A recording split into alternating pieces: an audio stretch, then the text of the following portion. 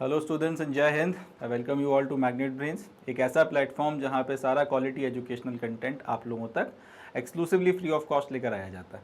मतलब ये कि यहाँ कभी ऐसा नहीं होता कि आपको किसी सब्जेक्ट का कुछ कंटेंट एक्सेस करने के लिए मिले और उसके बाद आपसे ये बोला जाए कि भाई बचा हुआ कंटेंट अगर आपने देखना है, एक्सेस करना है, तो उसके लिए या तो आपको किसी तरीके की कोई फीस देना पड़ेगी या कोई पेड सब्सक्रिप्शन लेना पड़ेगा। ऐसा मैग्नेट ब्रेन्स पर नहीं होता। मैग्नेट ब्रेन्स प्रतिबद्ध है आप लोगों तक सारा का सारा quality educational content exclusively free of cost लेकर आने के लिए, जिसकी मदद से ना सिर्फ आप लोगों के एग्जामिनेशन की प्रिपरेशन अच्छे से हो सके, मगर साथ ही साथ आप लोगों के सब्जेक्ट्स की अंडरस्टैंडिंग अच्छे से डेवलप हो सके, कंसेप्ट की क्लैरिटी ज़्यादा अच्छे से बन सके एंड आपकी पूरी की पूरी प्रिपरेशन एक वेल गाइडेड मैनर में स्मार्ट एफर्ट्स के साथ में करवाई जा सके, जिसकी मदद से आप लोग अच्छे से अच्छा स्कोर कर सकें। साथ ही साथ आप लोग इस नॉलेज का इस्तेमाल कर अपने करियर्स में अच्छा करें, अच्छे अच्छे पदों पर पहुँचें, देश की तरक्की और उन्नति में आप लोगों का भी एक योगदान हो, एक कॉन्ट्रीब्यूशन हो। यही मैग्नेट ब्रेन्स का ध्येय है और इसी को ध्यान में रखकर हम लोग आगे बढ़ रहे हैं एंड इसी नोट पे हम अपने आज के सेशन की शुरुआत करेंगे। सो लास्ट सेशन तक हम लोगों ने हमारे class 11th health and physical education की जो NCERT की किताब है, उस किताब के 5th चैप्टर जिसका नाम है टीम गेम्स, इसके वन शॉट रिवीजन का 3rd पार्ट खत्म कर लिया था। जैसा कि मैंने आपको शुरू में ही बताया था इस सीरीज, ये वन शॉट रिवीजन की इस चैप्टर की सीरीज शुरू करने के पहले, कि ये चैप्टर इतना ज़्यादा बड़ा है कि इसका अगर हम लोग एंटायरिटी में एक ही सेशन में अगर हम लोग इसको कवर करने की कोशिश करेंगे तो वो बहुत कह सकते हैं आप लोगों के लिए बड़ा इनकन्वीनियंट हो जाएगा। इतना बड़ा वीडियो जो है आप लोगों के लिए देखना थोड़ा सा इनकन्वीनियंट हो जाएगा, इसलिए हम लोग इसको सीरीज में देखेंगे। तो इसी सीरीज का चौथा और आखिरी पार्ट लेकर मैं आप लोगों के सामने हाजिर हूं और इस पर्टिकुलर सेशन के साथ में ही इस चैप्टर का जो ये वन शॉट रिवीजन है ये पूरी तरीके से कंप्लीट हो जाएगा, कंक्लूड हो जाएगा और आपकी एग्जामिनेशन की सारी रिक्वायरमेंट्स या प्रिपरेशंस इस पर्टिकुलर चैप्टर के रिस्पेक्ट में ओवर हो जाएंगी। So now without any further ado, here we begin the final part of one shot revision or complete chapter revision of team games, that is chapter number 5th of class 11th health and physical education की NCERT। चलें शुरू करते हैं इसे। तो पहला जो game हमको आज के सेशन में डिस्कस करना है उसका नाम है खो खो। खो खो के साथ एक खास बात यह है या फिर इसकी जो खासियत है वो ये है कि एक हिंदुस्तानी खेल है, इंडिया में डेवलप हुआ है। इसके पहले वाले सेशन में हम लोगों ने कबड्डी की बात करी थी, उसके साथ में भी यही खासियत थी या उसकी भी एक यही स्पेशल या स्पेसिफिक कैरेक्टरिस्टिक थी कि वो गेम इंडिया में डेवलप हुआ है। उसके पहले के जितने भी गेम्स हमने पढ़े थे, चाहे वो चैप्टर नंबर 4 के इंडिविजुअल गेम्स हों या फिर चैप्टर नंबर 5 में जितने भी हम लोगों ने टीम गेम्स देखे थे कबड्डी के पहले तक, इन सब के साथ में क्या था, ये सारे के सारे गेम आज की तारीख में भले ही हिंदुस्तान में खेले जाते हों या फिर भले ही फॉर दैट मैटर वो दुनिया भर में कहीं पे भी खेले जाते हो, मगर वो गेम डेवलप कहाँ पे हुए थे, वो गेम यूरोप में डेवलप हुए थे और उसके बाद वहाँ से दुनिया के दूसरे इलाकों में आए। खो खो के साथ में और कबड्डी के साथ में अगर हम लोग देखेंगे तो ये बात लागू नहीं होती है। ये गेम्स हिंदुस्तानी गेम्स हैं, इंडिजिनस गेम्स हैं और इंडिया में डेवलप हुए और यहाँ से इनका प्रचार प्रसार जो है दूसरी जगहों पर होना शुरू हुआ। इसलिए खो खो जो है कबड्डी की तरह एक स्पेशल गेम हो जाता है, एक इंटरेस्टिंग गेम हो जाता है। और पहला जो आज हमारा गेम रहने वाला है इस सेशन में वो खो खो ही रहने वाला है। चलें शुरू करते हैं। The game Kho-Kho is based upon the natural principles of physical development and develops all of the motor qualities of an individual। तो आपका जो खो खो का ये खेल है, अगर आप इसमें इन्वॉल्व होते हैं, अगर आप खो खो खेलना शुरू करते हैं तो इससे होता ही है, खास तौर पे एक बच्चे की अगर बात की जाए, अर्ली एज से अगर एक बच्चा खो खो वगैरह खेलना शुरू करता है तो इस गेम का एडवांटेज ये है कि ये आपके बॉडी में मोटर क्वालिटीज़ या मोटर मूवमेंट जो है वो बहुत अच्छे से डेवलप करता है। जितने भी आपके मोटर मूवमेंट्स होते हैं उन सबको बहुत अच्छे तरीके से डेवलप करता है। ठीक है, अब मोटर मूवमेंट का मतलब क्या होता है, हालांकि हम लोगों ने इसके पहले वाले जो चैप्टर थे, चैप्टर नंबर 1, 2, 3 में हम लोगों ने देख रखा है मोटर मूवमेंट का मतलब क्या होता है, बट मैं फिर से एक बार आपकी सहूलियात के लिए बता देता हूँ। देखिए, शरीर को कंट्रोल करने की जिम्मेदारी आती है दिमाग के ऊपर या फिर ब्रेन के ऊपर। दिमाग शरीर को कंट्रोल करने के लिए नर्वस सिस्टम की मदद से, न्यूरॉन्स की मदद से, नर्व्स की मदद से अलग अलग ऑर्गन्स को अलग अलग तरीके के सिग्नल्स भेजता है। अकॉर्डिंगली वो काम या जो भी सिग्नल्स वगैरह पहुंचाए जाते हैं, जो भी चीज़ करने के लिए ऑर्गन्स या फिर वो बॉडी पार्ट वो स्पेसिफिक काम करते हैं और उसके बाद में फिर उन्हीं न्यूरॉन्स की मदद से वो बॉडी पार्ट्स रिस्पॉन्ड करते हैं ब्रेन तक कि भाई ये काम वगैरह हो गया। अब ये प्रक्रिया कितना जल्दी होगी, बॉडी कितना जल्दी ब्रेन कितना जल्दी किसी चीज़ को करने के लिए सिग्नल भेजेगा, बॉडी के जिस भी पार्ट को सिग्नल भेजा गया है वो कितना जल्दी रिस्पॉन्ड करेगा और कितना जल्दी ये वापस आपके पास सिग्नल आएगा कि आपका काम हो चुका है, ये जो काम आपने बोला था, ये जो सिग्नल आपने दिया था, ये फलानी चीज़ करने के लिए ये अचीव कर ली गई है। ये प्रक्रिया कितनी जल्दी हो पाएगी ये डिपेंड करता है कि कितना तेज़ी से आपका जो सिग्नल्स वगैरह हैं बॉडी के अलग अलग पार्ट्स तक जा रहे हैं ब्रेन की मदद से और बॉडी के पार्ट्स कितना जल्दी रिस्पॉन्ड करके फिर से जो है आपको सिग्नल भेज पा रहे हैं। तो जितना ये जो पूरी की पूरी प्रक्रिया है ये कहलाती है मोटर मूवमेंट और जितना ज़्यादा जल्दी ये होगी, जितना तेज तेज होगी, जितना क्विक होगी, जितना स्पेसिफिक होगी, उतना जल्दी जो है बॉडी किसी भी चीज़ को लेकर रिस्पॉन्ड कर पाएगी। तो खो खो का जो खेल है कहीं ना कहीं वो कि इंडिविजुअल में अगर आप बचपन से खो खो वगैरह खेलना शुरू करते हो, ओवरऑल आपका फिजिकल डेवलपमेंट होगा ही होगा, शारीरिक तौर पर इससे आपका जो विकास है वो काफ़ी अच्छे से होगा, मगर साथ ही साथ ये आपके मोटर डेवलपमेंट्स, आपकी इंस्टिंक्ट्स वगैरह को बहुत अच्छे से डेवलप करती है। ये इसमें होता यह है कि आपके अंदर अच्छी हेल्दी कॉम्बैटिव स्पिरिट्स वगैरह जो हैं यूथ के अंदर डेवलप होती हैं। हेल्दी कॉम्बैटिव स्पिरिट्स का मतलब होता है कि एक दूसरे का सामना करना, मगर खेल भावना के साथ में जो है एक दूसरे को आपको एक दूसरे का सामना करने की जो आपकी पूरी की पूरी जो टेंडेंसीज होती हैं ये आपके अंदर डेवलप होती हैं। कहीं ना कहीं आपके लिए हेल्पफुल भी है कि जिंदगी में फिर जो समस्याएं आएंगी उनसे आप डरोगे नहीं। आपका कोई अगर कॉम्पिटिटर बहुत बड़ा है शेप में, साइज में, तो एकदम से आपके मन में इनहिबिशंस नहीं आएंगे, इंफीरियरिटी कॉम्प्लेक्सेस नहीं आते हैं। इस तरीके की बहुत सी चीज़ें होती हैं जब आप खो खो खेलना शुरू करते हो, धीरे धीरे डर या फिर इनहिबिशंस निकलते चले जाते हैं। और फिर यही चीज़ आगे जाकर अगर आप प्रोफेशनली नहीं भी खेलो आगे, तो कम से कम ट्रांसलेट होती है इस चीज़ में कि जिंदगी में बड़ी बड़ी समस्याएं भी आए तो एक माइंडसेट बना हुआ है कि आदमी अगर बहुत बड़ा है तो जरूरी नहीं है कि वो हर तरीके से आपसे उन्नत होगा, उसकी भी अपनी कमजोरियां होती हैं, उन कमजोरियों का इस्तेमाल कर उसको जिस तरह से खो खो में हराया जा सकता है उसी तरह से बड़ी बड़ी समस्याओं को जिंदगी में हराया जा सकता है। एक पॉजिटिव माइंडसेट जो है डेवलप होता है। तो कुल मिला के हम लोग कह सकते हैं that it is not merely a game of running with speed but also to chase at natural instincts to overtake. तो कहीं ना कहीं ये जो आपके अंदर एक डेवलपमेंट्स ये सारे आते हैं, हेल्दी कॉम्बैटिव स्पिरिट्स वगैरह डेवलप होती हैं, सबके बेसिस पर हम लोग एक निष्कर्ष निकाल सकते हैं, एक बात कह सकते हैं कि भाई खो खो में सिर्फ इतना सा नहीं हो रहा कि तुम इधर उधर दौड़ भाग रहे हो, तेजी से दौड़ रहे हो, मगर साथ ही साथ इसमें जब हम लोग चेस करते हैं किसी को दौड़कर, तो कहीं ना कहीं हमारी जो एक नेचुरल इंस्टिंक्ट्स होती हैं ओवरटेक करने की, जीतने की, इनका भी बहुत ज़्यादा विकास होता है। और ये एक कॉम्पिटिटिव एनवायरनमेंट, एक कॉम्पिटिटिव स्पिरिट जो है वो हमारे अंदर डेवलप करती है। तो ये तो जो है खो खो के इंट्रोडक्शन की बात हुई। अब थोड़ा सा हम लोग इसके इतिहास पे चलते हैं कि कैसे इस गेम का पूरा विकास हुआ, इवोल्यूशन हुआ, और फिर इसके रूल्स एंड रेगुलेशंस की बातचीत हम लोग करेंगे। तो जो नेक्स्ट है अपना टॉपिक उसका नाम है history of kho kho. The origin of kho kho is not very easy to mark out but many historians believe that it is a modified form of run and chase which in its simplest form involves chasing and touching a person. तो आज की तारीख में अगर हम लोग ये बोलें कि खो खो एग्जैक्टली यहाँ से शुरू हुआ, इस पर्टिकुलर डेट पे शुरू हुआ, इस क्षेत्र में इस इंसान ने शुरू किया, तो ये थोड़ा सा पिन पॉइंट करना मुश्किल हो जाएगा। एग्जैक्ट जो है ओरिजिन खो खो का बताना मुश्किल है कि कहाँ पे शुरू हुआ था और किसने किया था या किन लोगों ने किया था, किस पर्टिकुलर कालखंड में ये उस फॉर्म में डेवलप हुआ जिसको हम लोग आज इस पर्टिकुलर फॉर्म में जानते हैं।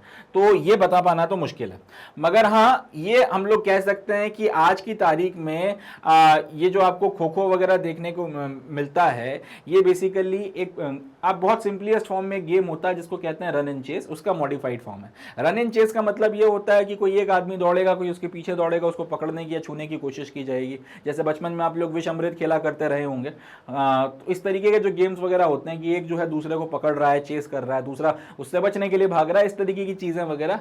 तो ये जो रन एंड चेस का गेम है, कहीं ना कहीं हिस्टोरियंस का मानना है कि आज का जो खो खो है बेसिकली इसी रन एंड चेस का मॉडिफाइड फॉर्म है, कुछ नए रूल्स एंड रेगुलेशंस के साथ में। ठीक है जी। रन एंड चेस में तो ये होता है कि सिर्फ दौड़ के आपको एक बंदे को पकड़ना होता है, किसी को टच करना होता है, मगर यहाँ पे कुछ और रूल्स एंड रेगुलेशंस आ जाते हैं, तो वो रन एंड चेस के साथ में प्लस कुछ एडिशनल हो जाता है, इसलिए उसको उठाकर आप जो है खो खो बोल सकते हो, या इस तरह से कह सकते हो कि आप बेसिकली रन एंड चेस का मॉडिफाइड फॉर्म खेल रहे हो। अब ये जो पॉपुलैरिटी और डेवलपमेंट है इस गेम की, कई लोग ये भी बोलते हैं कि खो खो जो है, चलो कहाँ इसका जन्म हुआ इस बारे में कहना थोड़ा सा मुश्किल है, मगर इसमें कोई शक की बात नहीं है कि जो खो खो की पॉपुलैरिटी आपको देखने को मिलती है और जो धीरे धीरे खो खो का एक स्पेसिफिक विकास हुआ, जो एक स्पेसिफिक रूल्स एंड रेगुलेशंस के साथ एक गेम के तौर पर जो है निकल कर आया है, इस डेवलपमेंट के पीछे जिम्मेदारी डाली जाती है अखाड़ों के ऊपर और व्यायामशालाओं के ऊपर जो महाराष्ट्र में डेवलप हुए। अब अखाड़े या व्यायामशालाएं क्या होती हैं? खासतौर पे वो लोग जो रूरल इलाकों से आते हैं, आपने देखा होगा कि गांव में या छोटे छोटे कस्बों में जो है पहलवानी वगैरह के लिए आपके अखाड़े खुलवाए जाते हैं, व्यायामशालाएं खुलवाई जाती हैं।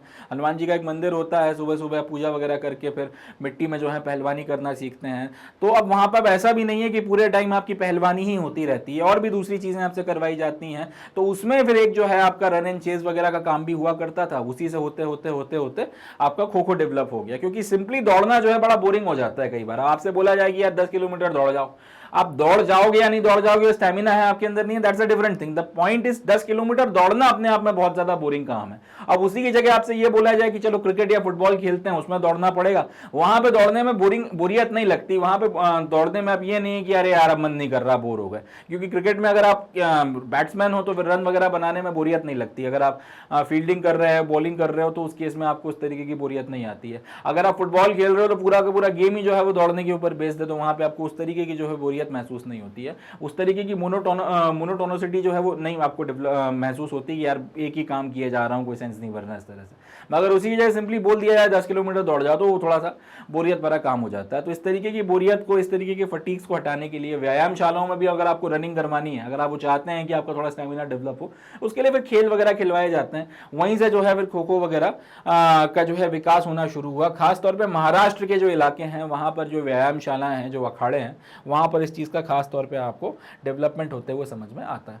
प्रोबेबली द गेम खो खो has originated from Pune, Maharashtra, and slowly spread with in the country and also gained popularity in the neighboring countries, and that is Nepal, Bangladesh and Sri Lanka. तो जब ये अखाड़े और व्यायामशालाएं खुलने लगी और उसके बाद खो खो वगैरह विकसित होने लगा, आज के जो मॉडिफाइड फॉर्म में जो है, या जिस फॉर्म में आज हम लोग खो खो को जानते हैं उस फॉर्म में डेवलप होने लगा, तो उसके बेसिस पे कई लोग ये भी कहते हैं कि हो सकता है या हो ना हो, खो खो का जो गेम है यार, इसका ओरिजिन कहीं ना कहीं शायद महाराष्ट्र में, पुणे के आसपास है, या तो पुणे शहर में या पुणे के आसपास के जो इलाके हैं यहाँ कहीं पर इसका जन्म हुआ है। एंड यहाँ से ओरिजिन होने के बाद में ये धीरे धीरे धीरे धीरे फिर देश के दूसरे इलाकों में भी स्प्रेड करता चला गया।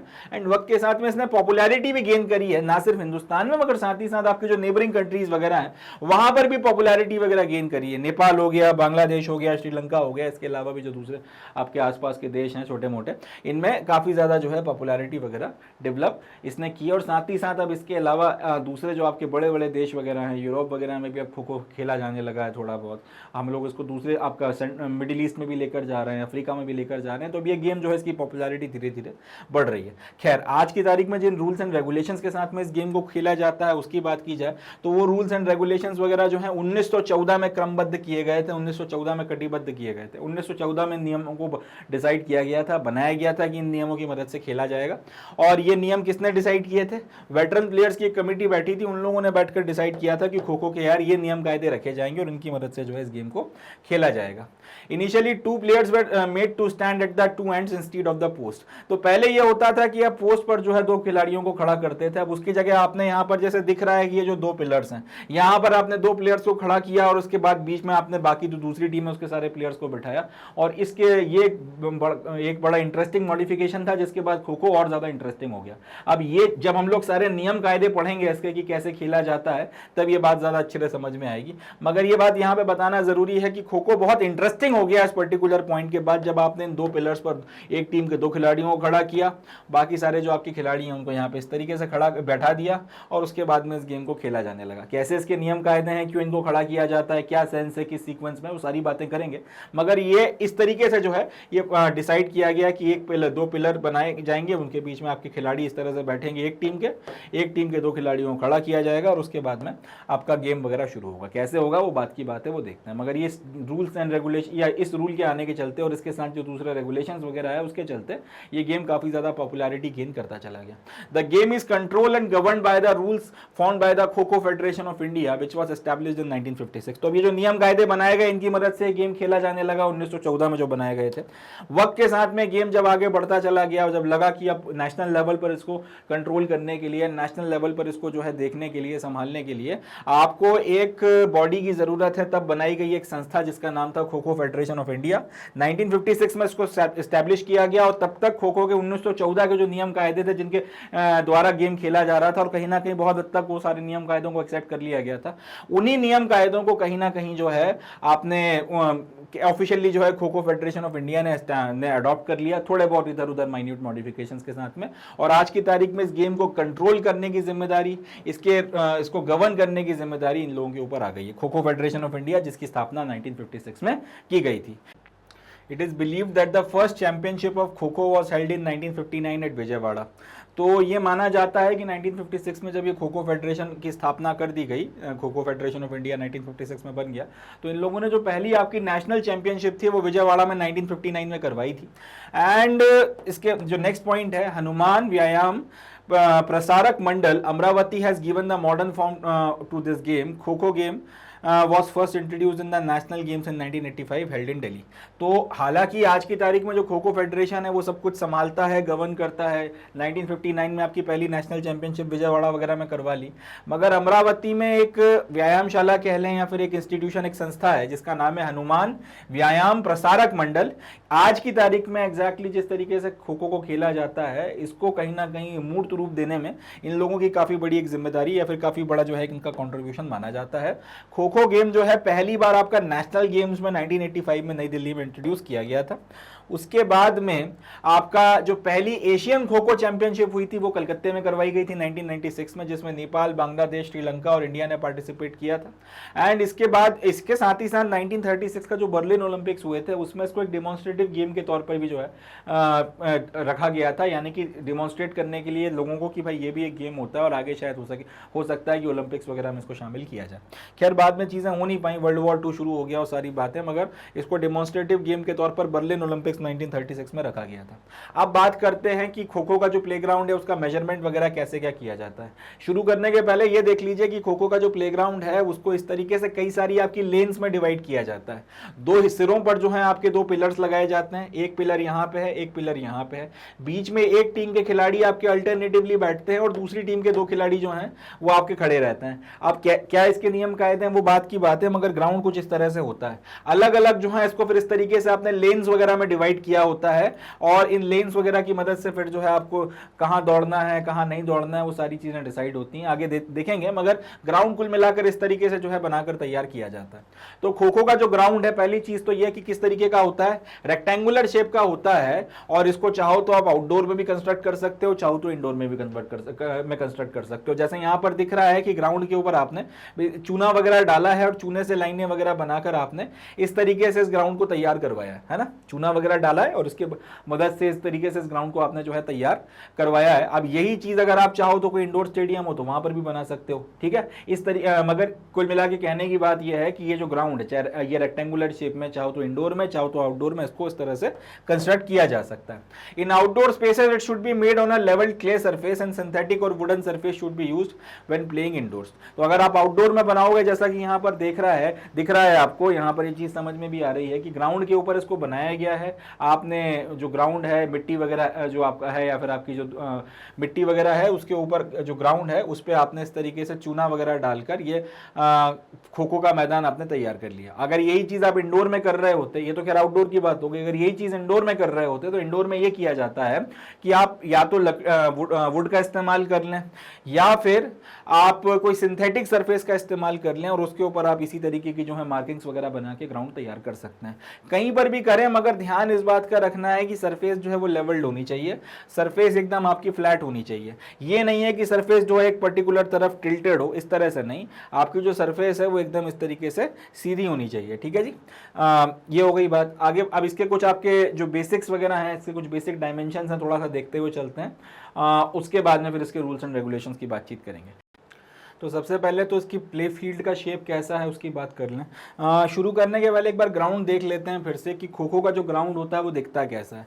यहाँ इस तरीके से जो है चूना वगैरह डाल के ये ग्राउंड बनाकर तैयार किया गया है। इसमें इस तरीके से आपके रेक्टेंगुलर लेन्स वगैरह बनाए जाते हैं, 2 पोल्स लगाए जाते हैं, इस पर 2 प्लेयर आपके खड़े होते हैं एक टीम के, बाकी आपके अल्टरनेटिवली दूसरी टीम के प्लेयर्स वगैरह बैठते हैं। ये सारे रूल्स एंड रेगुलेशन के बारे में बातचीत करेंगे, मगर ग्राउंड आपका इस तरीके से रेक्टेंगुलर होता है, 2 पोल्स आपके लगे हुए हैं एंड उसमें इस तरीके से आपने लेन्स वगैरह अलग अलग बना के रखी हुई हैं, ठीक है जी। अब इसको ध्यान में रखते हुए अब हम लोग थोड़ा सा स्पेसिफिकेशंस के बारे में बातचीत करेंगे। सबसे पहले तो इस प्ले फील्ड की, अगर इस प्ले फील्ड के शेप की बात की जाए तो कैसा है, रेक्टेंगुलर प्ले फील्ड आपको देखने के लिए मिलता है, रेक्टेंगल के शेप में आपको देखने के लिए मिलता है। इसमें दोनों जो लॉबीज वगैरह हैं, यहाँ पे आपको जो ये सेक्शन देखने के लिए मिल रहा है, इनको लॉबीज बोला जाता है। इनको इंक्लूड करके अगर बात की जाए तो टोटल जो एरिया बनता है वो बनता है 32 मीटर इंटू 21 मीटर, या फिर इसकी लेंथ बनती है 32 मीटर और इसकी विड्थ या फिर इसकी ब्रेड्थ बनती है 21 मीटर। प्ले फील्ड की डायमेंशन अगर आप main, women and junior boys girls की बात करें तो उस कैटेगरी के लिए 27 मीटर इंटू 16 मीटर है, यानी कि आउट ऑफ दिस एरिया, इतने इलाके के ऊपर जो है आपका, या इतने डायमेंशंस वगैरह, इतने एरिया के अंदर जो है आपका गेम को खेला जाना है। और सब जूनियर बॉयज एंड गर्ल्स के लिए अगर देखा जाए तो 23 मीटर इंटू 14 मीटर का जो एरिया है उसमें इस गेम को खेला जाना है। अब यही जो कैटेगरी है इसके लिए हमेशा एक अलग स्पेसिफिकेशन आपको देखने को मिलता है, और ये जो कैटेगरी है इसके लिए एक अलग स्पेसिफिकेशन आपको देखने को मिलता है। तो अब मैं अब ये बार बार इसका नाम रिपीट करने की जगह मैं डायरेक्टली ये कैटेगरी का ये स्पेसिफिकेशन और इस कैटेगरी का ये स्पेसिफिकेशन इस तरह से बोलता हुआ चलूंगा। अब फ्री जोन जो है, अगर आप इस पहली वाली कैटेगरी की बात कर लें तो उसके लिए 1.5 मीटर इंटू 16 मीटर का रखा गया है, और सब जूनियर बॉयज एंड गर्ल्स की बात कर लें, इस कैटेगरी की बात कर लें, उसके लिए 1.5 मीटर इंटू 14 मीटर रखा गया। फ्री जोन क्या होता है, कहां है, इसका क्या सिग्निफिकेंस है, रूल्स एंड रेगुलेशंस में देखेंगे, मगर ये अलग अलग कैटेगरी के लिए इसके डायमेंशंस इस तरीके के रखे गए, ये अपने को याद रखना है। सेंट्रल लेन जो है पहली कैटेगरी के लिए सेंट्रल लेन रखी गई है 24 मीटर, और जो सेकंड वाली कैटेगरी है उसके लिए रखी गई है 20 मीटर। चले अगला आगे देखते हैं।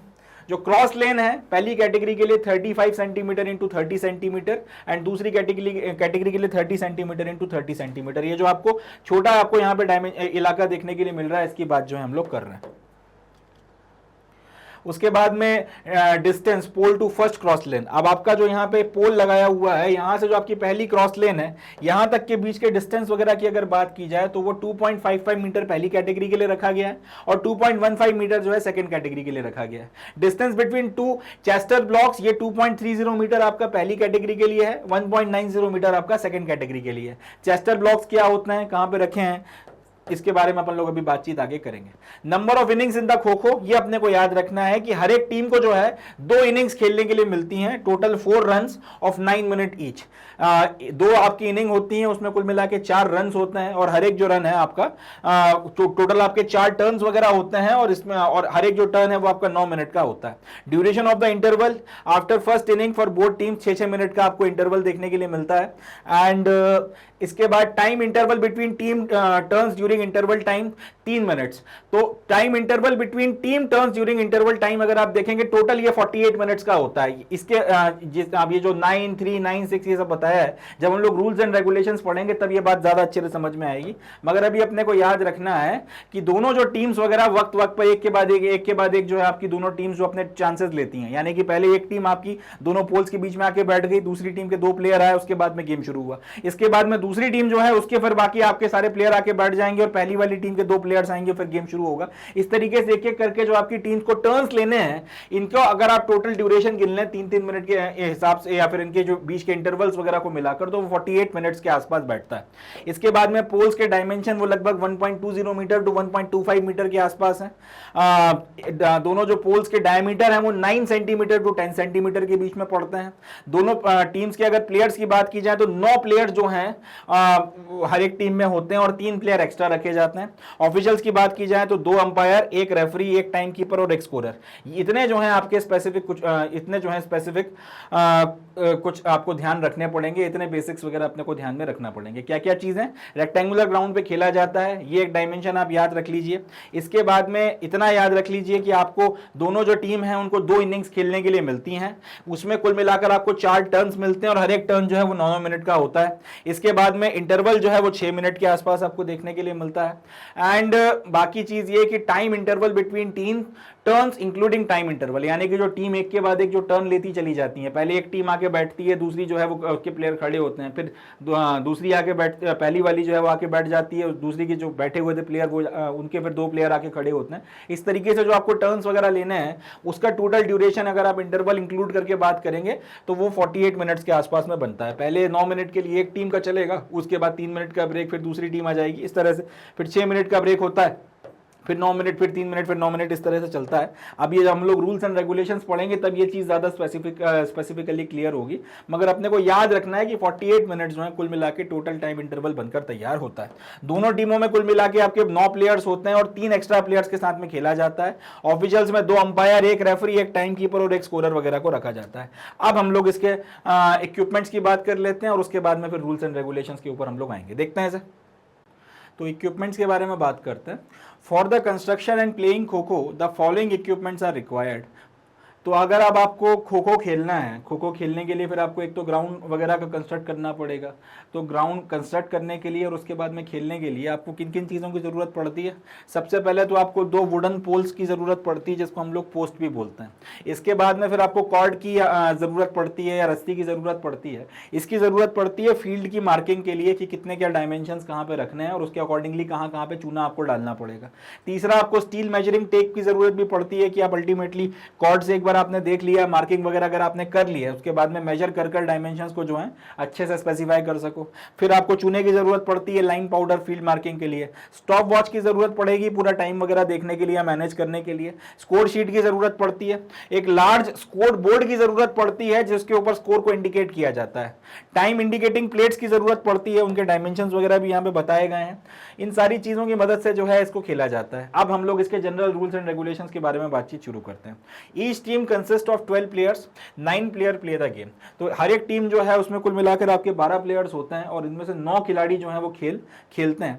On the basis of the toss the captain chooses running that is defending और चेजिंग दैट इज अटैकिंग। तो गेम शुरू होने के पहले दोनों जो टीम के कैप्टन है उनके बीच में टॉस करवाया जाता है और टॉस में जो भी फिर खिलाड़ी जीतता है उसके बेसिस पर जो जीता हुआ कैप्टन है वो डिसाइड करता है कि उसको क्या करना है, उसको डिफेंड करना है या फिर उसको अटैक करना है। अगर वो डिफेंड करता है तो डिफेंड करने का मतलब है कि उसको रन करना पड़ेगा, और अगर चेस करना, अगर उसको अटैक करना है उसका मतलब उसको चेस करना पड़ेगा। अब डिफेंडिंग में रनिंग यानी कि डिफेंडिंग का मतलब क्या होता है, अब चेजिंग या फिर अटैकिंग का मतलब क्या होता है वो भी हम लोग आगे देखेंगे। 9 players of the chasing team participate during the attack. Chasing या फिर अटैकिंग में किया जाता है, आपकी जो टीम है उसके 9 प्लेयर पार्टिसिपेट करते हैं, out of which 8 players sit on the boxes of the central lane. क्या हो रहा है, दोनों टीमों के बीच में आपका टॉस करवाया गया, जैसे लेट्स से मेरी और आपकी टीम के बीच में खो खो का मैच होना है। अब यहाँ पे मैच वगैरह होना है एंड टॉस वगैरह हुआ, टॉस में लेट्स से मैं टॉस जीत गया।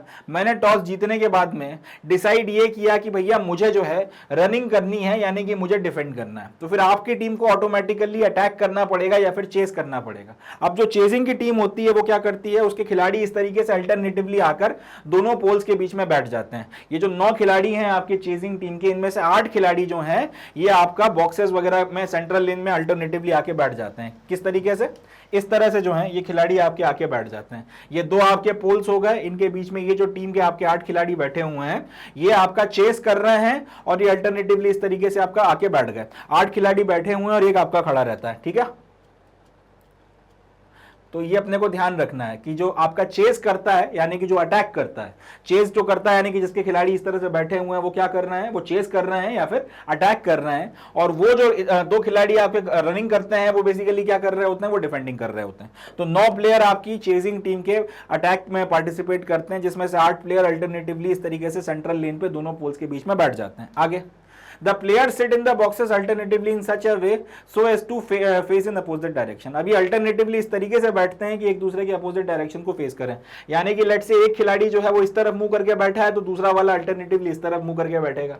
एक अगर इस तरफ मुंह करके बैठा है तो दूसरा इस तरफ मुंह करके बैठेगा। एक इस तरफ बैठा है तो दूसरा इस तरफ बैठेगा। इस तरीके से जो है ये अल्टरनेटिवली एक दूसरे से अपोजिट डायरेक्शन फेस करते हुए बैठते हैं। An active chaser gives a vocal signal खो to the team's own sitting player with a simple tap by palm on his her back and sits in their box। अब 8 खिलाड़ी जो हैं आपके बैठे हुए हैं, एक खिलाड़ी जो है वो आपका चेस कर रहा है और बाकी जो 2 आपके खिलाड़ी हैं दूसरी टीम के वो रन कर रहे हैं, डिफेंड कर रहे हैं, ठीक है। अब यहां पर जो ये एक्टिव चेजर है वो अपने इन बैठे हुए खिलाड़ियों में से किसी भी एक के पास जाकर उसके पीछे बस टैप कर कर खो बोलेगा तो दूसरा जो जिसके आपने हाथ रख के खो बोला है उसको उठना पड़ेगा और ये जो आपका एक्टिव चेजर है उसकी जगह पर जाके बैठ जाएगा, ठीक है। तो एक एक्टिव चेजर जो है वो वोकल सिग्नल यानी कि वहां पर जाएगा, अपने खिलाड़ी को छुएगा और उसको छूकर खो बोलेगा और उसकी जगह पे खुद बैठ जाएगा। सामने वाला खिलाड़ी जैसे ही उसके उस पे हाथ रखकर आपने खो बोला उसको उड़ जाना है अपने बॉक्स से और उस बॉक्स में कौन बैठ जाएगा, आपका एक्टिव चेजर बैठ जाएगा। It is a violation if the sitting player moves before the kho is completed. This violation of the sitting player is termed as early kho. अब अगर एक प्लेयर आपका आया, उसने अभी हाथ रखा था, वो खो बोल पाता, उसके पहले आपका बैठा हुआ खिलाड़ी उड़ गया, एक्टिव चेजर उसके बाद बैठा या ना बैठा हुआ अलग बात है, मगर आपने हाथ रखा, एक्टिव चेजर ने हाथ रख के खो बोला ही नहीं है, उसके पहले आप उड़ गए, तो ये जो है एक वायलेशन माना जाता है और इसको कई बार हम लोग अर्ली खो भी बोलते हैं। ये जो आपका एक वायलेशन है इसको अर्ली खो बोला जाता है।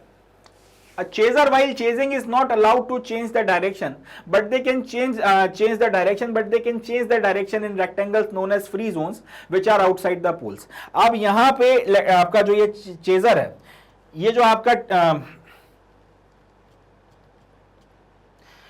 ये जो अब आपका चेजर है, या तो वो यहां दौड़ रहा होगा या फिर वो यहां दौड़ रहा होगा। अब वो चेजर ये नहीं कर सकता कि यहां से दौड़ते दौड़ते वो इस तरफ से इस तरफ निकल जाए या फिर इस तरफ से इस तरफ निकल जाए। अगर उसको यहां से यहां जाना है तो उसको यहां से जाना पड़ेगा या फिर यहां से जाना पड़ेगा। इसी तरह से अगर उसको यहां से यहां आना है तो या तो वो यहां से आएगा या फिर वो यहां से आएगा। तो वो बीच में से जो है इधर से उधर, उधर से इधर नहीं जंप कर सकता। इसको यहां से या फिर यहां से जो है आपके पोल्स के बाहर से जो एरिया है वहां से आपको अपना लेन वहां से आपको जो अपना साइड वगैरह है वो चेंज करना पड़ेगा। तो ये बात अपने को याद रखनी है कि आपका जो एक एक्टिव चेजर होता है या फिर एक जो चेजर होता है उसको ये अलाउड नहीं है कि वो अपना डायरेक्शन वगैरह चेंज कर ले। डायरेक्शन चेंज करने का मतलब क्या हो गया? डायरेक्शन चेंज करने का मतलब हो गया कि भाई आप लेट से ये एक लाइन बनी हुई है, इसके इस तरफ से उस तरफ आप जंप मार जाएं या फिर उसके इस तरफ से इस तरफ आप बीच में से जंप कर जाएं। आपको या तो इधर से घूम के जाना पड़ेगा या फिर आपको इधर से घूम कर जाना पड़ेगा। ये एक बात जो है अपने को ध्यान रखनी है। A chaser while chasing is not allowed to change the direction, but they can change the direction in rectangles known as free zones which are outside the pole. तो अगर आपने अपना ये चेंज करना है डायरेक्शन वगैरह तो आपको कहां से करना पड़ेगा? या तो आप यहां से करिए या फिर आप यहां से करिए। ये जो फ्री जोन्स हैं पोल्स के इस तरफ में या फिर इस तरफ में, यहां से आप चेंज करेंगे। यहां से इधर या फिर यहां से इधर जो है आप जंप कर नहीं जा सकते। ये बात अपने को ध्यान रखनी है। If a chaser touches the runner is given out. अब अगर ये जो चेजर है वो आपकी जो दूसरी टीम के जो दो रनर्स वगैरह हैं जो इधर से उधर दौड़ रहे हैं, अगर वो उनको टच कर लेता है तो फिर वो रनर वगैरह जो है उनको आउट करार दिया जाता है। The match consist of 2 innings, each team is given 9 minutes for chasing, attack and 9 minutes for running, defend. अब ये जो मैच है ये 2 इनिंग्स में चलता है। हर एक टीम को आपके 9 मिनट मिलते हैं चेस करने के लिए यानी कि अटैक करने के लिए, और इसी तरीके से हर एक टीम को आपके 9 मिनट मिलते हैं डिफेंड करने के लिए यानी कि रन करने के लिए। चलें आगे बढ़ते हैं। अब ये जो रनिंग टीम होती है इसको 3 ग्रुप्स में डिवाइड किया जाता है, 3-3 लोगों के। हमने भी देखा कि दोनों टीमों में 9 खिलाड़ी आपके जो हैं मैच में पार्टिसिपेट करते हैं, 3 खिलाड़ियों को रिजर्व के तौर पर रखा जाता है। तो अब आपकी जो एक टीम बैठ गई है जाके, उसके 8 खिलाड़ी बैठ गए और एक जो है रनिंग कर रहा है, तो 9 खिलाड़ी वो मौजूद है। अब ये जो दूसरी टीम के 9 खिलाड़ी हैं इनको 3-3 लोगों के ग्रुप में डिवाइड किया जाता है, और ये जो 3 प्लेयर्स का एक ग्रुप है वो एक वक्त में एंटर करता है। जैसे ही आप विसल मारोगे उसी के साथ में जो है आपका एक ग्रुप एंटर कर जाएगा। The second group enters when the players of the first group are out and the game continues. अब अगर लेट से आपका पहला वाला जो ग्रुप है उसके सारे के सारे खिलाड़ी आउट हो गए तो फिर आपका जो सेकंड वाला ग्रुप है वो एंटर कर जाएगा। सेकंड वाले ग्रुप के आउट होगा तो फिर उसके बाद थर्ड वाला ग्रुप जो है वो एंटर कर जाएगा। इस तरह से चलता है।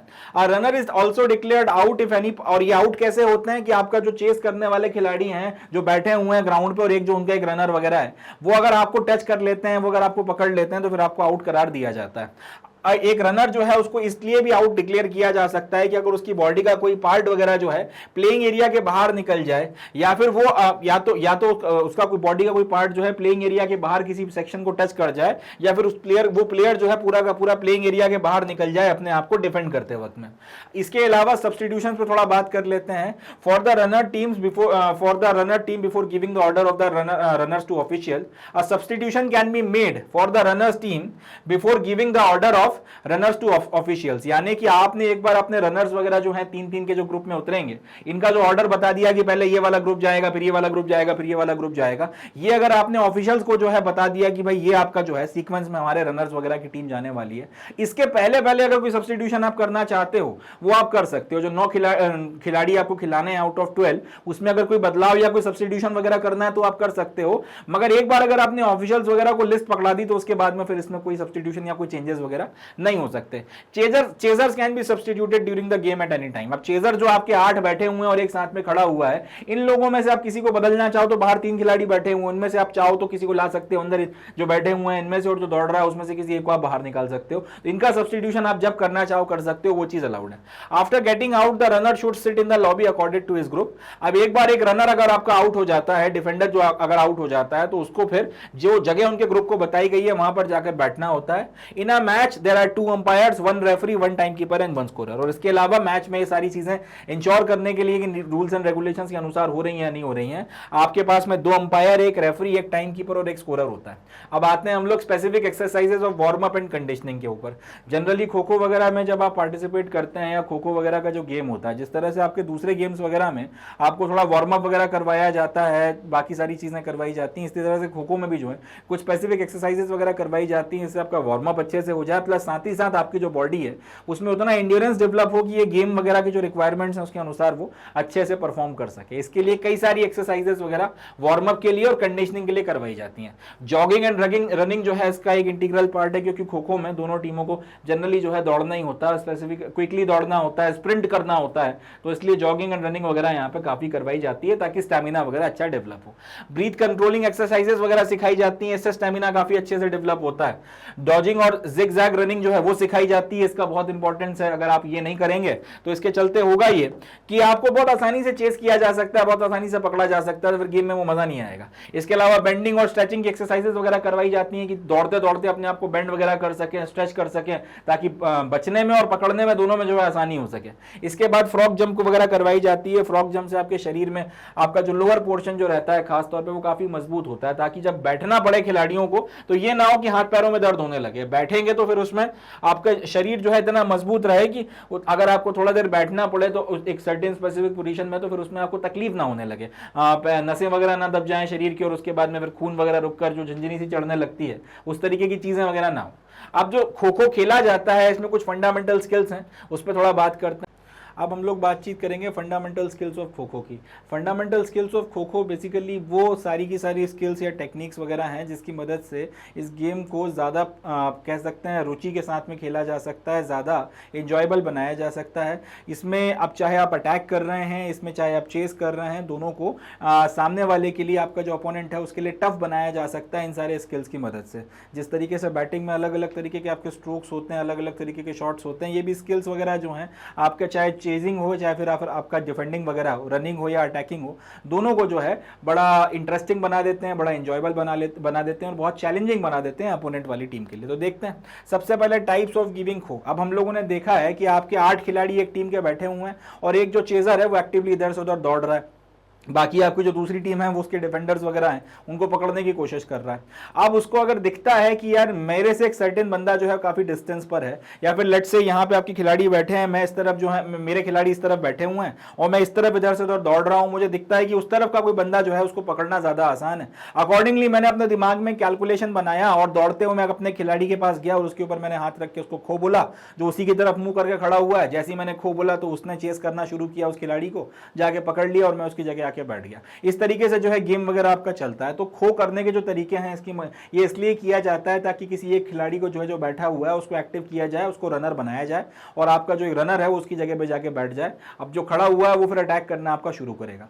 हैविंग सेड दैट, अब यहां पर अब ऐसा भी नहीं है कि आप सिंपली गए किसी के पास या दौड़ते हो गए, आपने उस पर हाथ रखा और खो बोल दिया, क्योंकि सामने वाला जो आपसे बचने के लिए भाग रहा है वो भी तो आपकी मूवमेंट्स वगैरह को देख रहा है ना, और वो अकॉर्डिंगली अपने दिमाग में अपने कैलकुलेशंस बना रहा है कि अगर इसने इस पे हाथ रखा तो फिर मैं यहां से दौड़ूंगा, अगर इसने इस पे हाथ रखा तो यहां से हाथ दौड़ूंगा। तो आप भी उसके जो है मूवमेंट्स वगैरह को देखते हुए, उसको छकाते हुए, उसको चौंकाते हुए किसी प्लेयर के ऊपर हाथ रख के उसको खो बोलोगे, और ताकि वो एकदम से जो है दौड़ जाए उसकी तरफ और उसको जाके पकड़े और उसको चेस कर सके।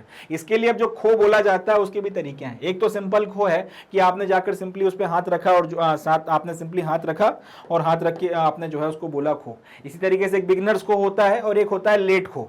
लेट खो में यह किया जाता है कि आप इस तरह से जो है हाथ खोलकर जा रहे होते हैं कि एक अंदाजा लगता है सामने वाले को कि यार ये इस हो ना हो इस पर्टिकुलर खिलाड़ी के ऊपर जो है ये हाथ रखने वाला है और इसको जो है वो जो आपका चेजर बनाएगा, तो वो अकॉर्डिंगली एक सर्टेन डायरेक्शन में दौड़ना शुरू करता है और पता चला आपने उसके पहले किसी को या उसके बाद में किसी को जो है खो बोल के आपका चेजर बना दिया और उसकी जगह बैठ गए, जिससे आप एडवांटेजेस पोजीशन में आ गए। तो आखिरी मोमेंट तक पता ना चलने देना कि आप किसको जो है खो बोलने वाले हो। इसके लिए जो टेक्निक्स इस्तेमाल की जाती हैं उसको लेट खो बोला जाता है। इसी तरह से आपका चेजिंग के भी मेथड्स होते हैं कि लेफ्ट हैंड चेज आप करोगे, आप जो खिलाड़ी बैठे हैं उसके एक सीधे हाथ की तरफ में आप दौड़ रहे हो या फिर आप उल्टे हाथ की तरफ में दौड़ रहे हो, डिपेंडिंग अपॉन दैट वो लेफ्ट हैंड या फिर राइट हैंड चेज कहलाता है। अगला आता है मेथड ऑफ सिटिंग। अब जो खिलाड़ी बैठे हुए हैं काफी 9 मिनट के आसपास तक इनको बैठना है, तो इनको भी बैठने के अपने तरीके हैं। ऐसा तो है नहीं कि आप वहां पे आसन मार के आराम से बैठे हो, आप एक ऐसी टेंस पोजीशन में बैठे हो कि किसी भी वक्त आपकी टीम का खिलाड़ी आपके ऊपर हाथ रखेगा और खो बोलेगा और आपको दौड़ जाना है। जितना आपने अगर 2 4 5 सेकंड का अगर आपने थोड़ा सा उसमें स्लैक कर दिया तो कहीं ना कहीं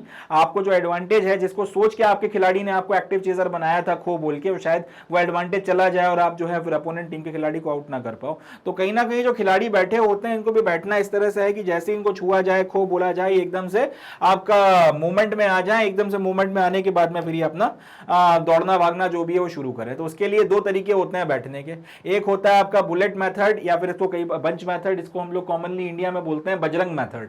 तो बुलेट मेथड या बजरंग मेथड जो है, इसमें खिलाड़ी इस तरह से बैठता है जिस तरीके से वो रेस करने के लिए बैठा होता है। On your marks get set, उसमें जिस तरीके की पोजीशन होती है कि बस आप गो बोलते ही दौड़ जाऊंगा मैं, उस तरीके की पोजीशन में अगर आपका खिलाड़ी बैठा हुआ है तो वो बुलेट मेथड या फिर बजरंग मेथड कहलाता है। पैरेलल मेथड वो होता है जिसमें आपकी जो दोनों आपकी थाइज या दोनों के दोनों जो नीज है वो पैरेलल है और उसमें अगर आपको छुआ तो फिर आप दौड़ जाओगे। 2 तरीके होते हैं बैठने के, जो भी आपको ज्यादा कन्वीनियंट लगे उसका इस्तेमाल कर सकते हैं। जनरली बुलेट मेथड या बजरंग मेथड का इस्तेमाल किया जाता है। इसी तरीके से खड़े होने के भी तरीके हैं, monkey style, standing up style और कंबाइंड स्टाइल। मंकी स्टाइल में ये होता है कि जैसे सामने वाले ने आके छुआ, बंदर की तरह आप उछलते हो खड़े हुए और उसके बाद आपने जो है दौड़ना शुरू कर दिया, तो ये आपकी मंकी स्टाइल हो गई। दूसरा सिंपल स्टैंडिंग अप होती है कि आपके पास में आके किसी ने खो बोला, आप खड़े हुए, उसके बाद आपने दौड़ना शुरू किया। तीसरा होता है कंबाइंड स्टाइल कि आप उछलते हुए जो है खड़े हुए और खड़े होते से आपने जो है दौड़ना शुरू कर दिया। यहां पर आपने पहले जंप मारी थी, उसके बाद आप खड़े हुए, आप पहले जंप मारे, एक सर्टेन डिस्टेंस तक गए, खड़े हुए और उसके बाद में जो है आपने दौड़ना शुरू किया। यहां जंप मारते हुए खड़े हो रहे हो और उसके बाद जैसे ही पैर जमीन से टकराया उसके बाद में आपने दौड़ना शुरू कर देना है। चले आगे बढ़ते हैं। इसी तरीके से अगला आता है मेकिंग द चेन। अब ये जो है चेज वगैरह करने के तरीके होते हैं कि जितने आपके खिलाड़ी बैठे हुए हैं वो सक्सेसिवली एक दूसरे को खो करते चले जाएं। जैसे कि एक खिलाड़ी दौड़ता हुआ आया, इसने इसको पकड़ के खो किया, अब इसने खड़े होकर दौड़ने की जगह अपने दूसरे खिलाड़ी को खो बोल दिया, इसने तीसरे को खो बोल दिया। इस तरह से सक्सेसिवली अगर आप अपने खिलाड़ियों को आगे की तरफ में बढ़ा रहे हो, अपना जो एक्टिव चेजर बनाते चले जा रहे हो, खो बोल बोल के उठ कोई भी नहीं रहा है, तो ये जो तरीका होता है इसको बोलते हैं चेन वगैरह बनाना। सिंगल चेन एक तरीका होता है, इसी तरह से डबल चेन एक तरीका होता है। मेकिंग अ रिंग एक तरीका होता है कि आप एक पर्टिकुलर सेक्शन में जो है खिलाड़ियों को इस तरीके से खो बोलते हो कि एक वो पूरी रिंग की जैसी श्रृंखला बनती है ताकि आपका जो डिफेंडर है उसको जो है ट्रैक किया जा सके, उसको ट्रैप किया जा सके। तो ये कुछ तरीके होते हैं। इसके अलावा फिर आता है डॉजिंग। डॉजिंग में जनरली हम लोग बचने की कोशिश करते हैं, या डिफेंडर्स की टेक्निक है कि आप दौड़ रहे हो, अटैकर आपको जो है पकड़ने के लिए आया, अब उससे बचने के लिए आप इस तरह से एक तरफ हटे, वो आपकी तरफ आ रहा था, इसके पहले कि वो आपको इस तरफ चेस कर पाता, आप एकदम से इधर हट गए। ये डॉज करने का तरीका। यही चीज आपने दूसरे सिरे से कर दी कि आप यहां पे हटे थे, मगर जैसे वो यहाँ आया आप इधर हो गए या फिर यहां से इधर हो गए। इस तरीके से अगर आप उसे डॉज कर रहे हो, इधर उधर हट रहे हो, तो ये डॉजिंग वगैरह होती है जिससे आप अपने आप को आउट होने से बचाते हो। एंड नेक्स्ट आता है डाइविंग। ये दोनों लोग कर सकते हैं जनरली जो है, अगर आपका अटैकर करता है कि आप पकड़ने के लिए जो है जंप मार देते हो, आप पकड़ने के लिए जो है डाइव कर देते हो, दौड़ते दौड़ते पकड़ना मुश्किल हो रहा है, आपने एकदम से जो है डाइव कर दिया ताकि आपको एकदम से एक पुल मिल गया और उसके चलते आपने जो है जल्दी क्विकली एक डिस्टेंस कवर कर सामने वाले को टच कर लिया। छूना ही भर है, वो आउट हो जाएगा। तो उसके लिए आप जनरली जो है डाइव कर जाओ, या तो दौड़ते दौड़ते वो आपके आगे दौड़ रहा है, आप सीधा सीधा उसकी तरफ दौड़ गए, आपने जो है डाइव कर दिया, आपने जंप मार दी, तो वो आपका स्ट्रेट डाइव कहलाता है। इसको कई बार फ्रंट डाइव भी बोलते हैं। दूसरा होता है कि दौड़ते दौड़ते आपने साइड में जंप मार दी, कि मैं यहां सीधा दौड़ रहा था, दौड़ते दौड़ते साइड में मैंने जंप मार दी और उसके बाद में जो है मैंने अपने जिसको मैं पकड़ रहा था उसको मैंने चेस कर लिया, तो ये आपका साइड डाइव कहलाती है। इस तरीके की डाइव्स वगैरह जो है जनरली मार कर भी आप सामने वाले को पकड़ सकते हो। ये कुछ तरीके वगैरह होते हैं। चले, तो ये जो है आपकी कुछ इंपॉर्टेंट टेक्निक्स वगैरह हो गई। अब हम लोग थोड़ा सा बातचीत करते हैं इंपॉर्टेंट टूर्नामेंट्स के बारे में, कि कौन कौन से जो है हमारे इंपॉर्टेंट टूर्नामेंट्स वगैरह खो खो में करवाए जाते हैं। देखते हैं। तो खो खो में जो इंटरनेशनल टूर्नामेंट्स होते हैं उसमें आज की तारीख में जो सबसे प्रोमिनेंट टूर्नामेंट है उसका नाम है एशियन चैंपियनशिप। 1996 में कलकत्ते में शुरू हुई थी। दूसरा है नेताजी सुभाष इंटरनेशनल टूर्नामेंट, ये आपका सबसे पहले 1998 में करवाया गया था। ये 2 प्रोमिनेंट आपके इंटरनेशनल इवेंट्स वगैरह हैं जो आपका खो खो में करवाए जाते हैं इंटरनेशनल लेवल पर। अब अगला आता है नेशनल लेवल पर। तो नेशनल लेवल पर 4 आपके जो हैं इंपॉर्टेंट इवेंट्स वगैरह होते हैं। एक आपका फेडरेशन कप है, दूसरा नेहरू गोल्ड कप है, तीसरा नेशनल खो खो चैंपियनशिप है, एंड चौथा है इंटर यूनिवर्सिटी चैंपियनशिप। ये 4 जो हैं आपके गेम्स वगैरह करवाए जाते हैं। चले आगे बढ़ते हैं। तो इसी के साथ में खो खो जो है वो अपना खत्म होता है और अब हम लोग इस चैप्टर के लास्ट गेम की तरफ बढ़ेंगे। लास्ट गेम की तरफ अब हम लोग जो है प्रस्थान करेंगे, जिसका नाम है वॉलीबॉल। वॉलीबॉल क्या है, क्या इसका इतिहास है, क्या रूल्स एंड रेगुलेशंस, इन सारी चीज़ों के बारे में अब हम लोगों ने बातचीत करनी है। तो चलें अपने इस चैप्टर का और अपने सेशन का लास्ट जो गेम है वॉलीबॉल, उसके साथ में शुरू करते हैं। सबसे पहले हम लोग इसकी हिस्ट्री देखेंगे। हिस्ट्री ऑफ वॉलीबॉल में सबसे पहला आता है, volleyball is played by two teams on a playing court divided by a net. It is one of the most successful popular competitive and recreational sports in the world. Volleyball किस तरीके का game है? Volleyball एक ऐसा game है जिसको दो टीमों के बीच में खेला जाता है, एक ऐसे प्लेइंग कोर्ट के ऊपर जिसमें दोनों टीमों के बीच में एक नेट लगा हुआ है, उसके दोनों तरफ आपकी दोनों टीमें खड़ी हुई हैं और वो लोग वॉलीबॉल वगैरह खेल रही हैं। अब ये जो एक गेम है, अगर आज की तारीख में बात की जाए तो रिक्रिएशनल स्पोर्ट्स वगैरह होते हैं जो आदमी टाइम पास के लिए खेलता है, सिर्फ मौज मस्ती के लिए खेलता है, इस तरीके के पॉइंट गेम्स वगैरह की बात की जाए तो उसमें शायद सबसे ज्यादा पॉपुलर गेम है। इसकी वजह है, इसके लिए सिर्फ आपको दो चीजों की जरूरत पड़ती है, एक आपको नेट की जरूरत पड़ती है, दूसरा आपको जरूरत पड़ती है एक वॉलीबॉल की, और इसके बाद में कुछ लोगों की जरूरत पड़ती है। जनरली होता क्या है ना कि आप ये जैसे अगर हम लोग यूरोप वगैरह की बात करें तो लोगों को बीचेस पर जाना बहुत पसंद होता है, आउटिंग पर जाना बहुत पसंद होता है, छुट्टियों पर जाना बहुत पसंद होता है। अब बीचेस पर आप चले गए, आउटिंग पर आप चले गए, छुट्टियों पर चले गए, तो वहां पर आपने टाइम पास करने के लिए फैमिली के साथ में, दोस्तों के साथ में, फ्रेंड्स के साथ में आपने अपना ये वॉलीबॉल खेलना शुरू कर दिया। आप कई बार बीचेस पे लेटे हुए हैं, वहां पे आपने दूसरे लोगों से पूछा, उन्होंने ज्वाइन कर लिया, सब साथ में खेलने लगे, दोस्ती यारियां हो गई इस तरीके से। तो काफी ज्यादा जो ये गेम है रिक्रिएशनल एक्टिविटी के तौर पर यूरोप में, अमेरिका में, बाकी जगहों पर काफी ज्यादा जो है फेमस है। साथ ही साथ अब आज की तारीख में बात की जाए तो क्योंकि अब कोई चीज अगर फेमस होती है तो ऑब्वियस सी बात है उसकी फिर कॉम्पिटिटिव स्पोर्टिंग भी होने लगती है। रिक्रिएशनल स्पोर्ट्स के तौर पर तो वॉलीबॉल जो है एक तरीके से बहुत नंबर 1 आप मान सकते हो, लीड करता है। इसके साथ ही साथ कॉम्पिटिटिव तौर पर भी अगर देखेंगे, कॉम्पिटिटिव स्पोर्ट्स वगैरह में भी ये गेम काफी फेमस है, कॉम्पिटिटिव लेवल पर भी जो है इसको काफी लोग खेलते हैं। The game of volleyball, originally called Minto Net, was invented in 1895 by William G. Morgan. तो ये जो वॉलीबॉल का खेल है ओरिजिनली इसको किस नाम से जाना जाता था? मिंटो नेट के नाम से जाना जाता था, और एक व्यक्ति हुआ करते थे इनका नाम था विलियम जी मॉर्गन। इन्होंने 1895 में इस गेम को इन्वेंट किया था। The volleyball federation of India was formed in year 1951। 1951 में फिर हिंदुस्तान के रिस्पेक्ट में अगर बात की जाए तो वॉलीबॉल फेडरेशन ऑफ इंडिया की स्थापना हुई थी। The federation international D volleyball FIVB was founded in 1947। 1947 में किसकी स्थापना हुई थी? ये जो इंटरनेशनल लेवल पर वॉलीबॉल को हैंडल करने वाली आपकी संस्था है FIVB जिसका नाम है, इसकी स्थापना की गई थी। चले आगे बढ़ते हैं। Volleyball was introduced in the Asian Games in 1958 for men and 1962 for women. The FIVB volleyball men's world championship started in 1949 and women in 1952. Volleyball made its Olympic debut at 1964 Olympic Games. तो सबसे पहले अगर हम लोग Asian games की बात करें, इसमें वॉलीबॉल कब आया था? 1958 में, और ये भी स्पेसिफिकली पहले आपका पुरुषों के लिए आया था 1958 में। उसके बाद 1962 में महिलाओं के लिए गेम आया था। देन FIVB आपका जो ये इंटरनेशनल गवर्निंग बॉडी है, फेडरेशन इंटरनेशनल डी वॉलीबॉल, ये जो इंटरनेशनल लेवल पर जो आपका वॉलीबॉल वगैरह को गवर्न करने वाली बॉडी है, इन लोगों ने पुरुषों की जो वर्ल्ड चैंपियनशिप है वो 1949 में स्टार्ट कर दी थी और महिलाओं की 1952 में कर दी थी। इसके साथ ही साथ आपका जो ओलंपिक्स वगैरह की बात की जाए उसमें इसका जो डेब्यू आपको देखने के लिए मिलता है वो देखने को मिलता है 1964 के टोक्यो ओलंपिक्स में। चलें, तो ये तो खैर वॉलीबॉल की कुछ आपकी हिस्ट्री की बात हो गई। अब हम लोग इसके थोड़े से कोर्ट डायमेंशंस की बात करते हैं कि वॉलीबॉल का जो कोर्ट है वो किस तरीके का है और क्या उसके स्पेसिफिकेशंस वगैरह, थोड़ा उसको हम लोग देख लेते हैं। एक बार शुरू करने के पहले मैं आपको कोर्ट की फोटोग्राफ दिखा देता हूं। वॉलीबॉल का कोर्ट कुछ इस तरीके का आपको देखने के लिए मिलता है, ठीक है जी। ये आपके एक टीम का एंड है, ये उसी करस्पॉन्डिंगली दूसरी तरफ की जो टीम है उसका एंड है। ये आपकी एक नेट वगैरह लगी हुई है, और ये जो कोर्ट है ये 2-3 एरियाज में डिवाइडेड है, ठीक है। नेट से आपका 5 centimetre centre line, attack line, and line, और उसके पीछे यहाँ पर आपको ये 2 लाइनें और बनी रहती हैं। इसके बीच का जो एरिया है इसको सर्विंग एरिया बोला जाता है। एक एक करके हम लोग इसके बारे में बातचीत करेंगे, मगर पहले ये फोटोग्राफ दिमाग में अपने बैठे होना चाहिए। रेक्टेंगुलर कोर्ट होता है, 2 हिस्सों में डिवाइडेड है। एक आपकी अटैक लाइन है, जो आपकी ये जो एक आपकी अटैक लाइन है, नेट से 3 मीटर के डिस्टेंस पे आपकी अटैक लाइन हो गई। ये आपका जो पूरा का पूरा एरिया है इसको फॉरवर्ड एरिया भी बोला जाता है। इससे पीछे का जो एरिया है, इसके पीछे का जो एरिया है, यहाँ पर आपके प्लेयर्स वगैरह खड़े होकर डिफेंड करने की कोशिश करते हैं, और ये आपका एंड लाइन के पीछे की तरफ में ये 2 लाइनें और बनाई जाती हैं। उसके बीच का जो इलाका है इसको सर्विंग एरिया बोला जाता है। इसको देख लेते हैं। तो ये जो आपका प्लेइंग कोर्ट है, पहली चीज तो किस तरीके का होता है शेप में, रेक्टेंगुलर शेप का होता है। इसके डायमेंशंस होते हैं 18 इंटू 9, यानी कि 18 मीटर की इसकी लेंथ होती है, 9 मीटर की इसकी विड्थ होती है। इस तरीके का कुछ कोर्ट है, 18 मीटर की इसकी यहाँ पे यूं लेंथ है और 9 मीटर जो है इसकी विड्थ वगैरह है। ठीक, एक चीज, it is surrounded by a free zone of 5 metre from the side lines and 6.5 metre from the end lines, यानी कि यहां पर जो है आपका फ्री जोन का डायमेंशन अलग है, यहां पर जो है आपका फ्री जोन का डायमेंशन अलग है। ठीक है, ये आपकी साइड लाइंस है, ये आपकी साइड लाइंस है और ये आपकी एंड लाइंस है। तो इसके इस तरफ में आपका फ्री जोन का डायमेंशन अलग है, यहां पर और यहां पर जो है फ्री जोन का डायमेंशन अलग है। एक एक करके देख लेते हैं। इसका मतलब यह है कि ये अगर आपका रेक्टेंगुलर कोर्ट है तो इसके इधर और इधर आपको कितना एरिया देखने के लिए फ्री देखने को मिलता है, 5 मीटर के आसपास का जो इलाका है यहाँ पे और 5 मीटर के आसपास का इलाका यहाँ पर आपका फ्री छोड़ दिया जाता है, उसमें कोई आता नहीं है। उसके बाद में आपके स्पेक्टेटर्स बैठते हैं और ये जो एंड लाइंस है यहाँ से लगभग 6.5 मीटर, यहाँ से लगभग 6.5 मीटर के आसपास का इलाका जो है उसको खाली छोड़ दिया जाता है और कोई स्पेक्टेटर वगैरह इसमें नहीं आते हैं।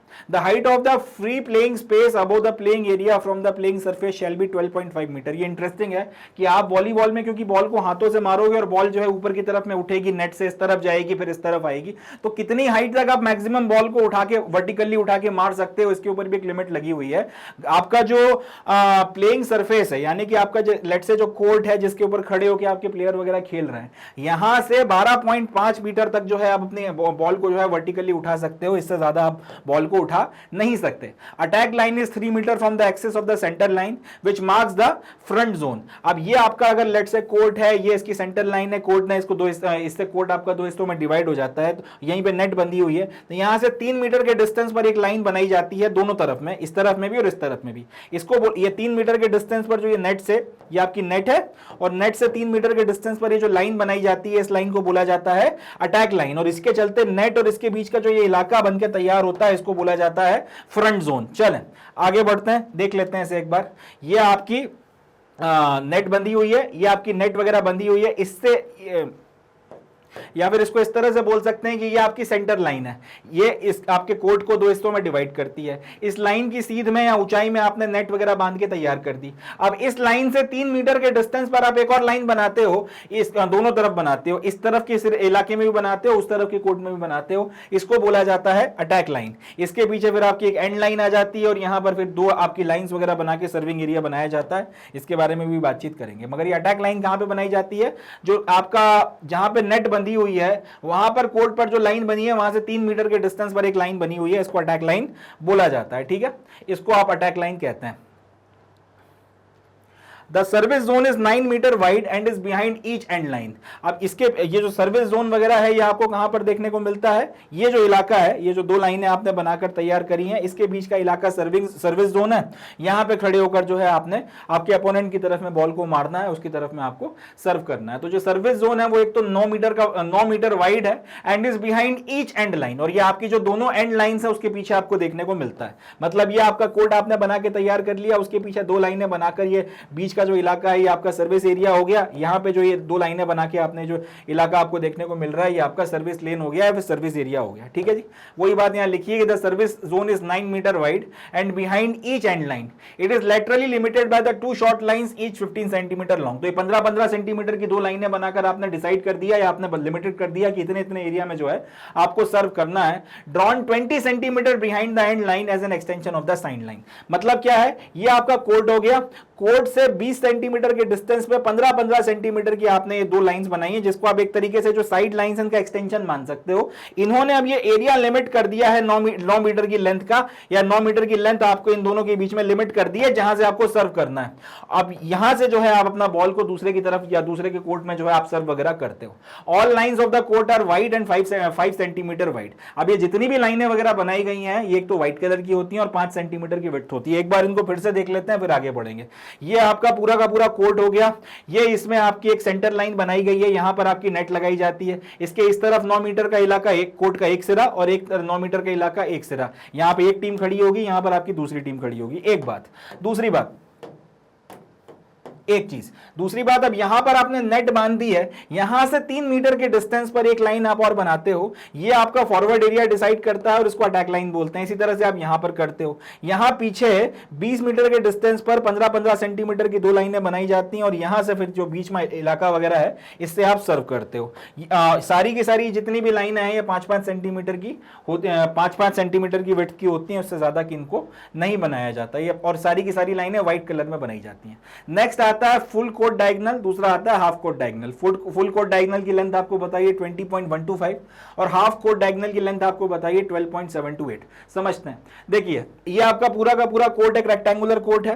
अब अगर इस कोट के ऊपर एक सिरा कोई आप यहां पे पकड़ लो और एक सिरा यहां पे पकड़ लो, इनको जोड़ते हुए अगर आप एक डायगोनल ड्रॉ करोगे तो इसकी जो लेंथ आनी चाहिए पूरे कोट की या फुल कोट डायगोनल की जो लेंथ आनी चाहिए वो आनी चाहिए 20.125 मीटर। यानी कि अगर आप कोई भी एक सिरा पकड़ लो कोट का और उसी के डायगोनली अपोजिट दूसरा सिरा पकड़ लो, रेक्टेंगल के दोनों एंड्स को अगर आप जोड़ दो तो ये वाली डायगोनल की लेंथ हो या ये वाली डायगोनल की लेंथ हो वो 20.125 मीटर आनी चाहिए।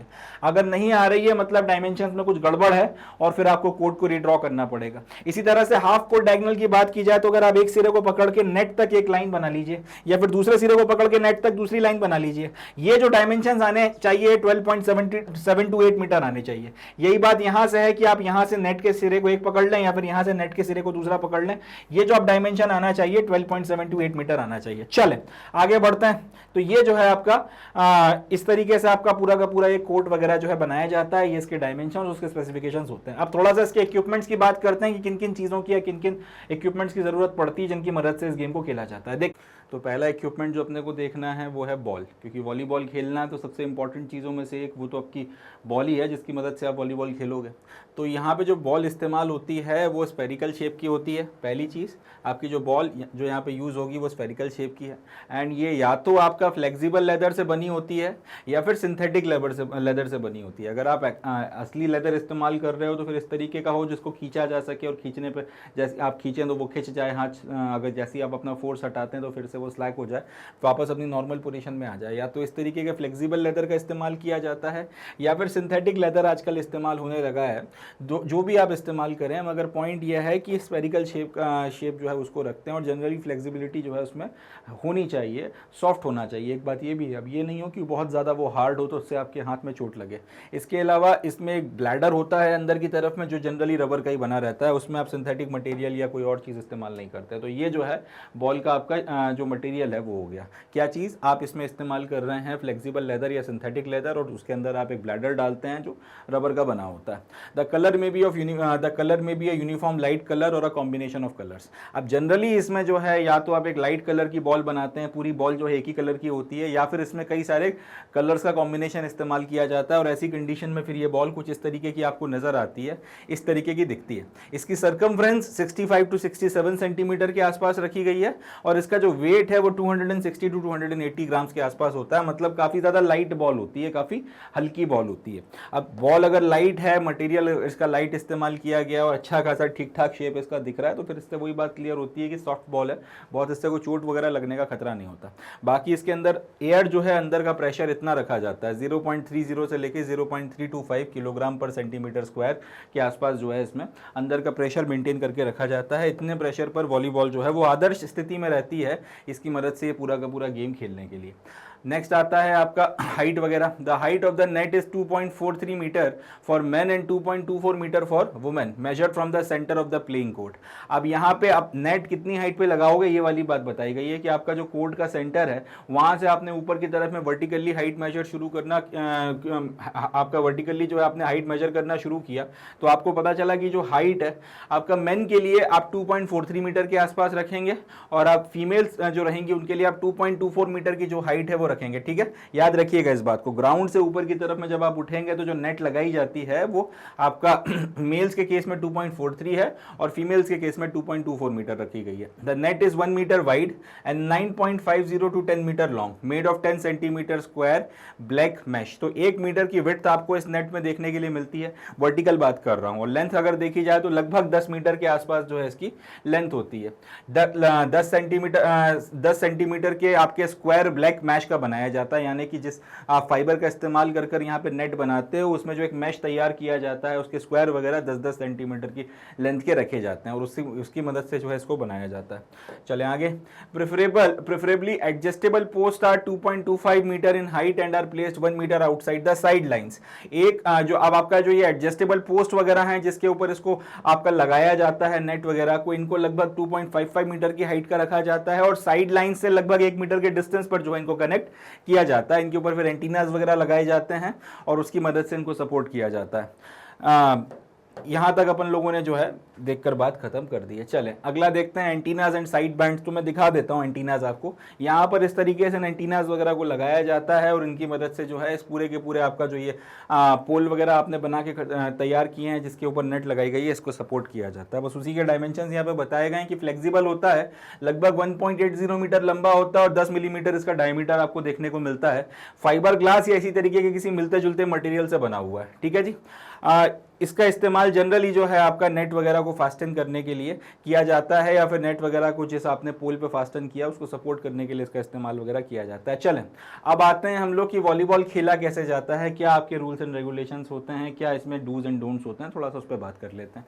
हर एक जो आपकी वॉलीबॉल की टीम होती है इसमें 12 खिलाड़ी होते हैं। ठीक है जी। अब एक बात याद रखिएगा, इन 12 खिलाड़ियों में एक स्पेसिफिक खिलाड़ी होता है, वो क्या करता है वो बात की बात है, आगे डिस्कस करेंगे उसे, मगर उसका नाम होता है लाइबेरो। तो आपका जो एक वॉलीबॉल का आपका जो गेम है इसमें 12 खिलाड़ी हैं। इन 12 खिलाड़ियों में कम से कम एक खिलाड़ी जो है वो आपका लाइबेरो होता है और आपका जो टीम का कैप्टन है वो कोई भी खिलाड़ी हो सकता है मगर वो लाइबेरो नहीं हो सकता। ये बात याद रखिएगा। वॉलीबॉल की हर एक टीम में कितने खिलाड़ी हो गए? वॉलीबॉल की हर एक टीम में हो गए 12 खिलाड़ी। इन 12 खिलाड़ियों में से एक या एक से ज्यादा खिलाड़ियों की कैटेगरी है, एक विशेष वर्ग है, उसको बोला जाता है लाइबेरो। क्या करते हैं क्या नहीं करते बात की बात है, देखेंगे। और एक जो है आपका टीम का कैप्टन होगा इन 12 खिलाड़ियों में से। तो जो टीम का कैप्टन होता है वो कुछ भी हो सकता है, आपकी पूरी टीम में किसी भी पोजीशन पे खेल सकता है, बट वो लाइबेरो नहीं हो सकता। या घुमा के बोलूं इस बात को कि 12 खिलाड़ियों की इस टीम में जो प्लेयर आपका लाइबेरो है वो लाइबेरो प्लेयर जो है वो आपका वॉलीबॉल की टीम का कैप्टन नहीं हो सकता, इसको याद रखिएगा। Before the match the referee carries out a toss in the presence of the two team captains to decide upon the first service and the sides of the court in the first set. तो आपका जब match शुरू होना होता है तो उसके पहले पहले रेफरी दोनों आपके जो टीम के कैप्टन उनकी प्रेजेंस में टॉस करवाता है और जो भी आपका टॉस वगैरह जीतता है उसके बेसिस पे फिर डिसाइड होता है कि पहले सर्विस कौन शुरू करेगा और कौन से साइड से वो कोर्ट में खेलना शुरू करेगा। इसी तरीके से आपका अगर एक डिसाइसिंग टेस्ट खेलना है, सेट खेलना है, यानी कि आपका एक गेम है उसमें कई सारे सेट होते हैं। अब एक सेट है जो आपका मेक और ब्रेक सेट है, यानी कि जिसके नतीजे के बेसिस पर डिपेंड करेगा कि कौन सी टीम जीत रही है मैच और कौन सी टीम हार रही है। तो अगर एक इस तरीके का डिसाइडिंग सेट अगर खेला जा रहा है तो इसके लिए एक नया टॉस करवाया जाता है और फिर यही सारी प्रक्रिया वगैरह जो है दोहराई जाती है। चलें आगे बढ़ते हैं। Before the start of each set, the coach has to present the starting lineup of 6 players of the team on a line sheet up। तो ये बात याद रखिएगा कि 12 जो आपके खिलाड़ी हैं 12 के 12 जो हैं आप उतार नहीं देते कोर्ट पे खेलने के लिए। इनमें से 6 खिलाड़ियों को जो है मैच खेलने के लिए उतारा जाता है। ये 6 खिलाड़ी मैच अपना खेलने के लिए उतरते हैं। अब मैच शुरू होने के पहले पहले आपकी टीम का जो टीम होती है, फिर आपकी जो टीम का कोच होता है, वो अपनी जो स्टार्टिंग लाइनअप होगी 6 प्लेयर्स की और उनका क्या किस तरीके से जो है उनको कहां पे कौन सी पोजीशन पे खड़ा किया जाएगा, वो सारी की सारी चीजें एक शीट पर लिखकर आपका जो भी रेफरी या फिर अंपायर वगैरह हैं या फिर जो भी आपके ऑफिशियल्स वगैरह हैं उनको सबमिट किया जाता है। The team starting lineup indicates the rotational order of the player on the court. This order must be maintained through out the set. अब ये जो स्टार्टिंग लाइनअप है जो आपने लिखकर दिया है 6 प्लेयर्स का, ये उस रोटेशनल ऑर्डर को बताता है प्लेयर्स का, जो कोर्ट पर जिस ऑर्डर में प्लेयर्स वगैरह को रोटेट करना है। अब ये रोटेशनल ऑर्डर क्या चीज है मैं अभी आगे समझाऊंगा, मगर इसको याद रखिएगा। ये क्या बताता है? ये रोटेशनल ऑर्डर को बताने में इस्तेमाल होता है प्लेयर्स का कोर्ट के ऊपर। ठीक है, ये ऑर्डर मेंटेन रखना है आपको थ्रू आउट द सेट। ये ऑर्डर अब आपको through out the set maintain रखना है। एक बार पहले इसको देख लेते हैं ये रोटेशनल ऑर्डर होता क्या है। जैसे कि लेट से मैंने अपनी शीट पर लिखकर दिया कि मेरे जो 6 खिलाड़ी हैं वो इस तरीके से खड़े होंगे। ठीक है, ये आपका नेट हो गया। इस नेट के इस तरफ में आपके 6 खिलाड़ी मेरे इस तरफ से मैंने खड़े कर दिए कि पहला यहां खड़ा है, फिर उसके बाद में दूसरा, तीसरा, चौथा, पांचवा, छठवां इस तरीके से खड़े कर दिए।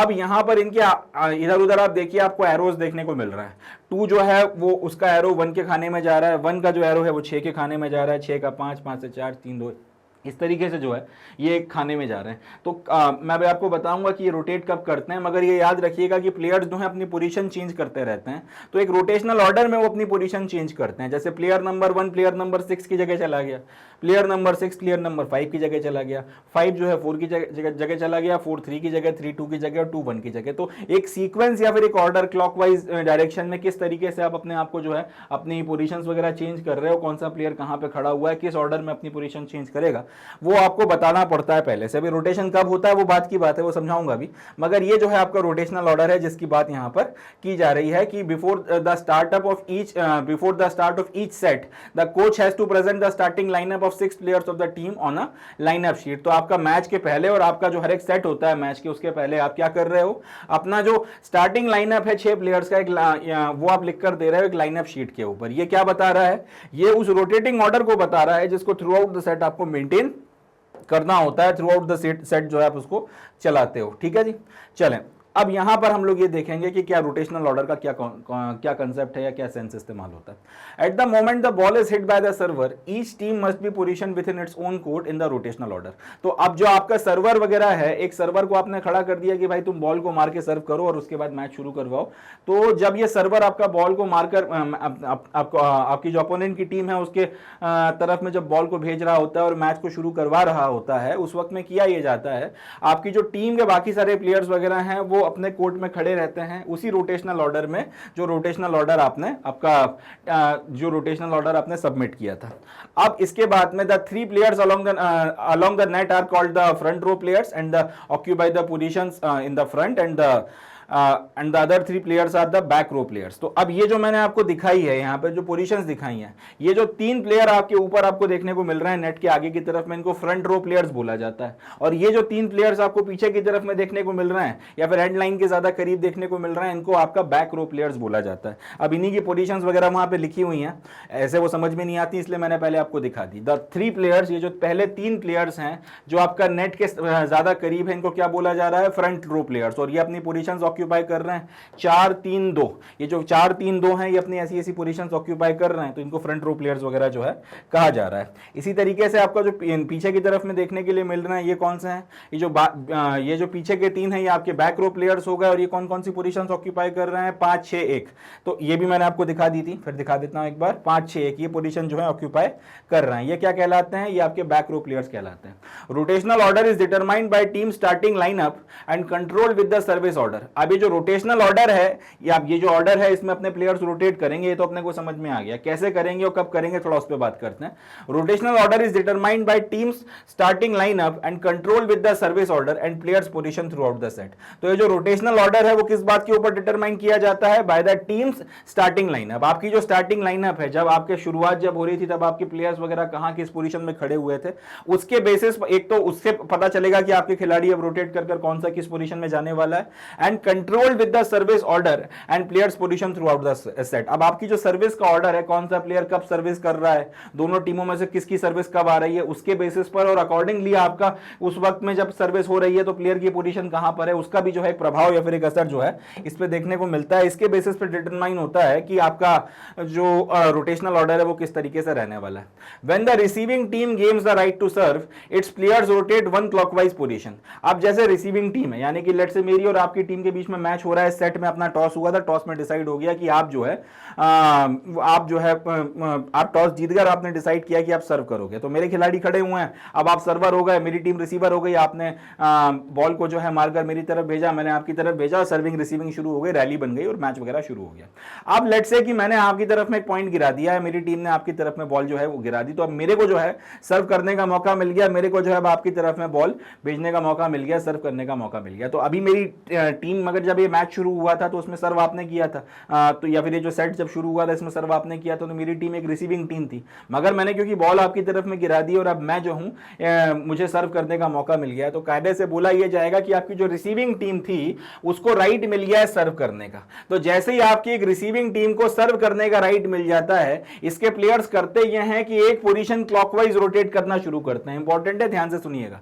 जब एक रिसीविंग टीम को सर्व करने का राइट मिल जाता है तो इसके प्लेयर क्या करते हैं, एक पोजीशन क्लॉकवाइज डायरेक्शन में हम रोटेट करना शुरू करते हैं। जैसे कि यहां पर ये वाली टीम अगर आपकी सर्विंग टीम है और ये वाली टीम आपकी रिसीविंग टीम है और इनके खिलाड़ियों ने बॉल की जब रैली वगैरह चली, इनके अपोनेंट में जो टीम थी उन्होंने इनकी तरफ बॉल भेजी, इन्होंने उसकी तरफ बॉल भेजी और मैच इस तरह से आगे बढ़ा और अल्टीमेटली इन्होंने उसकी तरफ में बॉल गिरा दी। अब होगा ये कि जैसे ही इनको सर्व करने का राइट मिल गया, यानी कि अब जो है जब फिर से बॉल उठा के मैच शुरू किया जाएगा तो ये लोग अब सर्व करेंगे। जैसे इनको सर्व करने का राइट मिल गया वैसे ही होगा ये कि इनके खिलाड़ी जो है एक एक पोजीशन अपनी क्लॉकवाइज चेंज करेंगे। 2-1 की जगह आ जाएगा, 1-6 की जगह 6-5 4-3-2, इस तरीके से अलग अलग अपनी पोजीशंस वगैरह जो हैं ये लोग चेंज कर लेंगे। तो वही बात यहां लिखी हुई है कि जब आपकी रिसीविंग टीम आपका सर्व करने का राइट हासिल कर लेती है तो हर एक खिलाड़ी जो है एक पोजीशन क्लॉकवाइज आपका रोटेट कर लेता है। तो वही बात वहां पे लिखी है कि प्लेयर 1 जो है प्लेयर 2 जो है 6 की पोजीशन पे चला जाएगा, अपन ने जो उसमें देखा था सीक्वेंस, 2-1 की जगह पर आ जाएगा and so on. Each team is entitled to a maximum of 3 hits in addition to blocking for returning the ball. अब हर एक टीम के पास में दूसरी टीम को जो है बॉल वगैरह आपको रिटर्न करनी है। कई बार होता है कि आप बॉल जो है रिटर्न करने की कोशिश में गिरा देते हो या फिर आपका हिट ठीक नहीं लगता और इधर उधर कोर्ट के निकल जाती है, इस तरीके की परिस्थितियां बनती हैं। तो ऐसी कंडीशन में हर एक जो टीम है उसको कुल मिलाकर 3 हिट्स का एंटाइटलमेंट है, वो बॉल को रिटर्न कर सकती है, 3 हिट्स वगैरह में वो बॉल रिटर्न कर सकती है।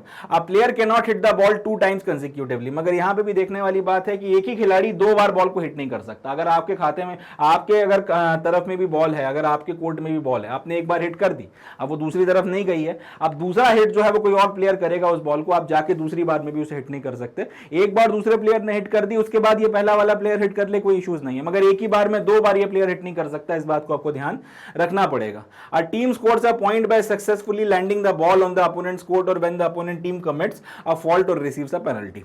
अब ये इस तरीके से आपका मैच वगैरह आगे बढ़ता है और आपकी जो टीम है वो एक पॉइंट कब स्कोर करती है, जब वो दूसरी तरफ में आकर दूसरी तरफ का जो आपका कोर्ट है वहां पे बॉल को गिरा दे, या तो वो उनकी तरफ में गिरा के पॉइंट स्कोर कर लेती है, या फिर आपकी जो अपोनेंट की टीम है उनसे किसी तरीके का फॉल्ट हो जाता है तो इसके लिए इनको एक पॉइंट मिलता है, या फिर ये उनको जो है कोई पेनल्टी वगैरह होती है तो वो जैसी पेनल्टी मिलती है उन्हें, या मतलब उनके जो भी हरकत है या उनके जो भी कृत्य हैं उसके चलते या फॉल्ट के चलते उनको जब पेनल्टी उनके ऊपर जो है इंपोज की जाती है, इन लोगों को पेनल्टी लेने का मौका मिलता है, तब इनको साथ में एक पॉइंट भी मिलता है। A rally is the sequence of the playing action from the moment of the service hit by the server until the ball is out of the play. If the serving team wins a rally, it scores a point and continues to serve. अब ये rally word तो कई बार अपना अभी तक जिक्र में आ चुका है। तो लेट्स से अगर हम वॉलीबॉल खेल रहे हैं, इसके पहले जो दूसरे गेम्स हैं उसके रिस्पेक्ट में भी हम लोगों ने रैली को देख लिया था। मैंने आपकी तरफ में बॉल मारी, आपने मेरी तरफ में बॉल मारी, मैंने फिर आपकी तरफ बॉल मारी, आपने फिर मेरी तरफ बॉल मारी। अब इस तरह से लगातार बॉल का आदान प्रदान जो है चलता चला जा रहा है, ना आप पॉइंट स्कोर कर पा रहे हो ना मैं कर पा रहा हूं, ये लगातार चलते चले जा रहा है। तो ये जो चीज है इसको rally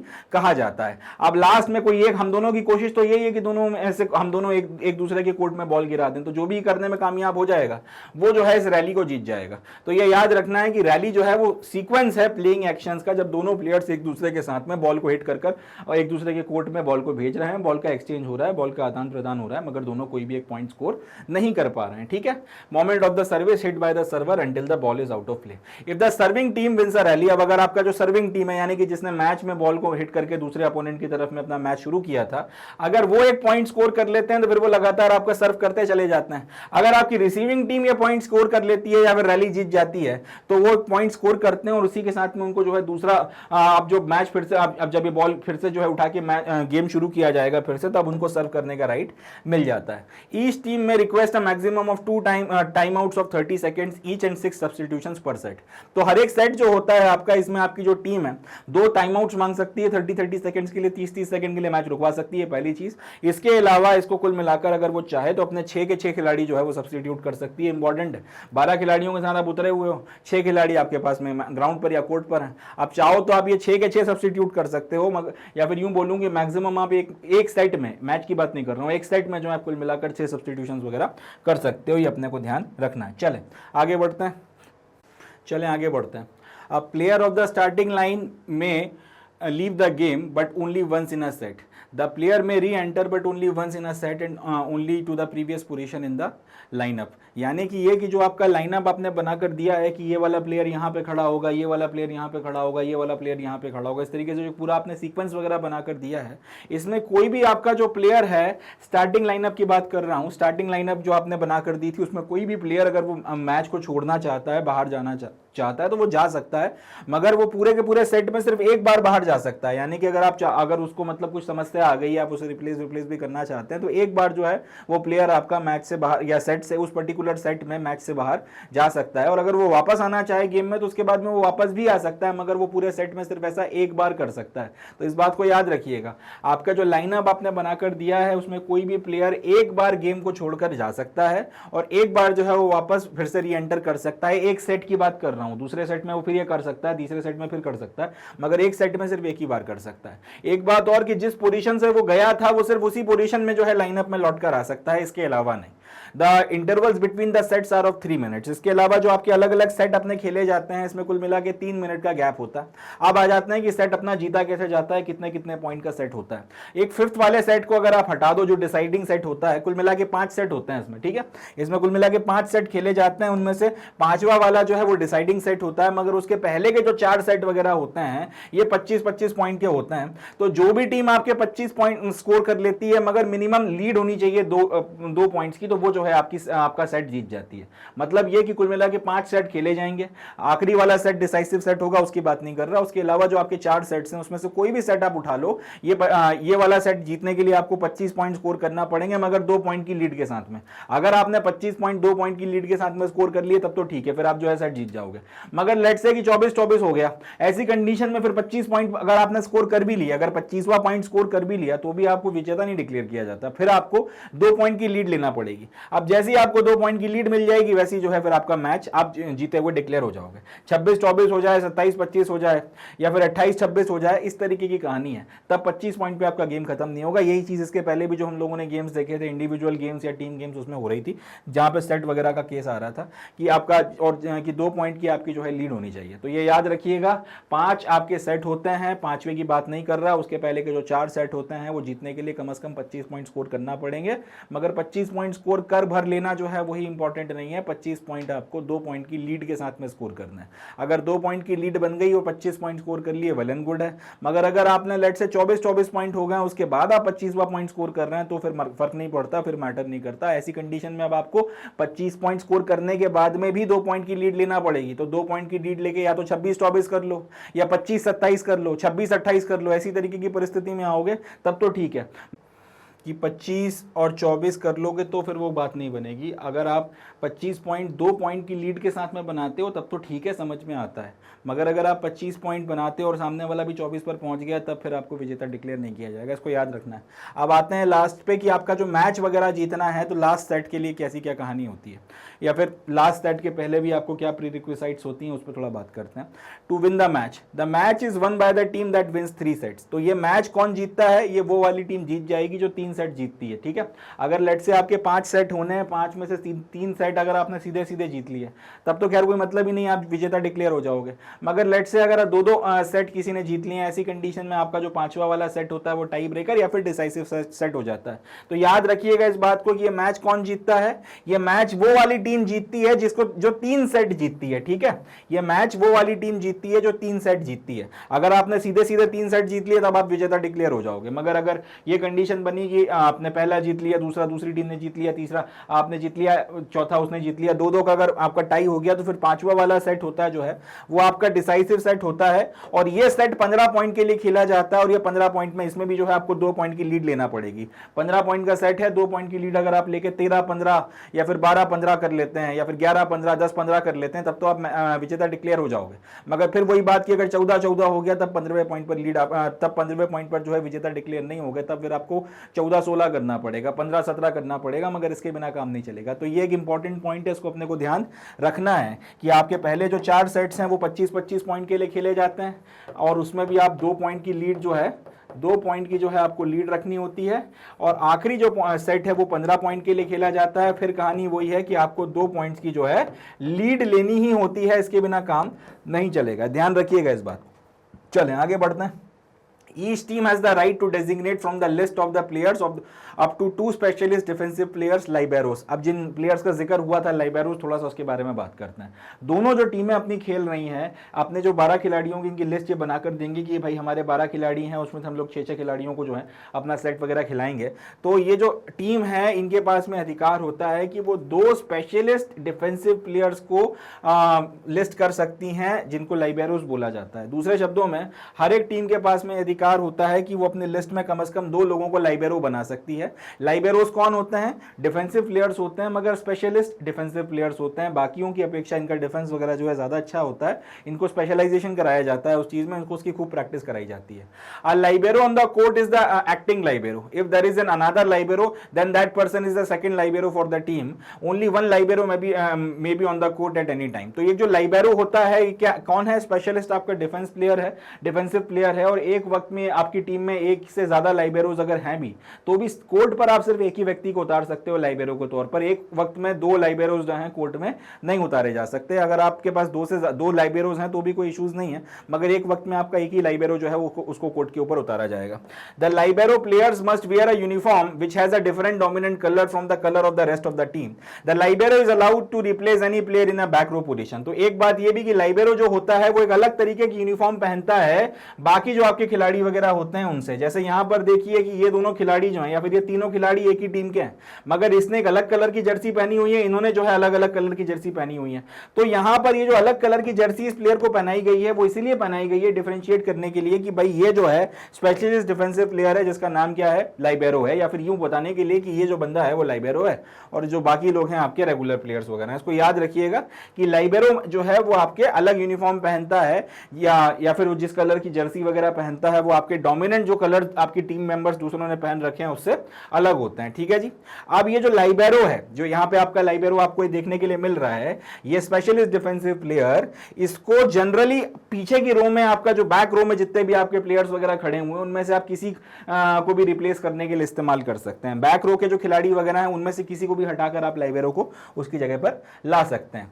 the player is restricted to perform as a back row player and is not allowed to complete an attack hit from anywhere. अब ये जो आपका लाइबेरो है, जैसे यहां पर ये आपको लाइबेरो देखने को मिल रहा है, इनके तीनों की देख लीजिए अलग टी शर्ट्स हैं, इनकी जो है अलग टी शर्ट है। तो ये जो है आपके लाइबेरो हैं, पीछे की तरफ में खेलेंगे ये, और पीछे की तरफ में किसी भी प्लेयर को आप रिप्लेस कर सकते हैं। अब इनके ऊपर कुछ टर्म्स एंड कंडीशंस या कुछ शर्तें लगी हुई हैं। पहला तो ये कि आप कहीं से भी जो है एक अटैक हिट नहीं कर सकते, यानी कि एक ऐसा हिट जिसकी मदद से बॉल आपको अपने टीम के अपोनेंट, आपके जो अपोनेंट टीम है उसकी तरफ में भेजनी हो, इस तरीके का कोई अटैक हिट जो है आप पूरे कोर्ट पे कहीं से भी नहीं कर सकते from anywhere. If at the moment of the contact the ball is entirely higher than the top of the net.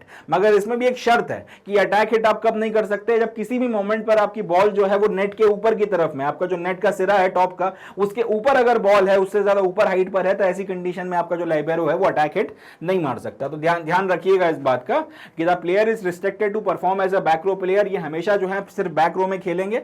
Is not allowed to complete an attack hit from anywhere including playing court and free zone if at the moment of the contact the ball is entirely higher than the top of the net. तो किसी भी वक्त पर ये भाई attack hit नहीं मार सकते अगर किसी भी वक्त पर जो है अटैक हिट नहीं मार सकते अगर कंडीशन ये है कि आपकी बॉल जो है वो आप जो नेट का जो ऊपर का सिरा है उससे ऊपर की तरफ में है। यानी कि लेट्स से अगर ये आपकी नेट वगैरह लगी हुई है और बॉल इसके जो अपर वाला पोर्शन है इससे ऊपर की तरफ में है, उसकी उससे ज्यादा ऊपर की हाइट पर है, तब फिर ये बंदा जो है लाइबेरो आपका अटैक हिट नहीं मार सकता।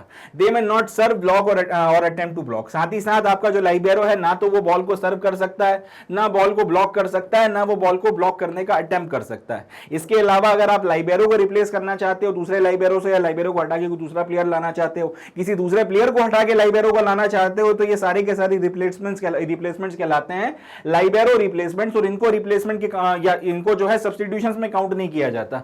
लाइबेरो के जो रिप्लेसमेंट है वो सब्स्टिट्यूशंस में काउंट नहीं होते। आप जो 6 प्लेयर का सब्स्टिट्यूशन कर सकते हो वो अलग है, लाइबेरो अगर रिप्लेस हो रहा है तो उसको उसमें काउंट नहीं किया जाता।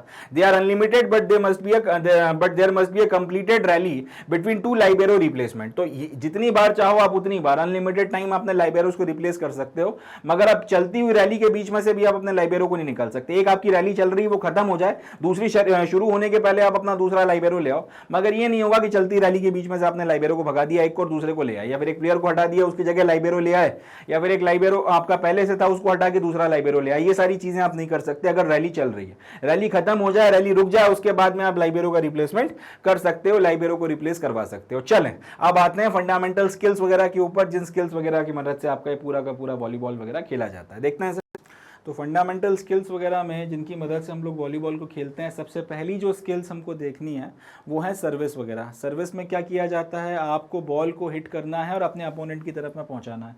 अब है तो आसान सा काम, मगर ऑब्वियस सी बात है जब आप प्रोफेशनल लेवल पर खेलेंगे तो सर्विस वगैरह करने के भी अपने कुछ तरीके होते हैं। सर्विस वगैरह स्टार्ट करने की या सर्विस वगैरह किस तरह से की जाती है उसकी भी अपनी कुछ टेक्निक्स होती हैं। तो बेसिकली 3 तरीके की टेक्निक्स या 3 तरीके की स्किल्स होती हैं जिसकी मदद से सर्विस की जाती है। पहला होता है टेनिस सर्व, दूसरा होता है जंप एंड सर्व और तीसरा होता है फ्लोटिंग सर्व। अब कभी टेनिस सर्व की बात सर या टेनिस सर्विस की बात करें तो देखिए बात क्या होती है, आपने टेनिस में देखा होगा कि वो बॉल को एक सर्टेन हाइट पे ले जाकर रखते हैं, उसके बाद बॉल को वहां से छोड़ते हैं और उसके बाद रैकेट से फिर जो बॉल को मारते हैं। तो अगर आप अपने सर के ऊपर से बॉल को रखकर या फिर थोड़ा सर के ऊपर से बॉल को रखकर उसको नीचे आने देते हैं और उसके बाद में आप उसे हिट करते हैं तो ये आपका टेनिस सर्विस कहलाती है, टेनिस सर्व कहलाता है। तो जब इस तरीके से जिस तरीके से आपका टेनिस में किया जाता है, बॉल को एक सर्टेन हाइट पे रखकर वहां से छोड़ा गया और उसके बाद अपने रैकेट से मारा, उसी तरीके से जब बॉल को एक सर्टेन हाइट पे रखा गया और उसके बाद छोड़कर अपने हाथ से जब उसे मारा है सर के ऊपर से ही, तो इसको आप टेनिस सर्व बोलते हैं।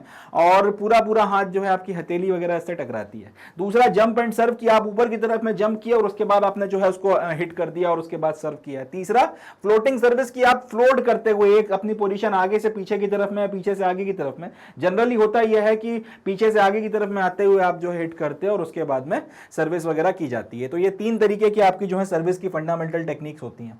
दूसरा आता है पास करने का तरीका। तो देखिए पास करने के भी अपने कई सारे तरीके होते हैं, जिसमें एक होता है आपका अंडर आर्म पास, दूसरा होता है ओवरहेड पास, तीसरा होता है forward dive and pass and चौथा होता है one arm pass with side rolling.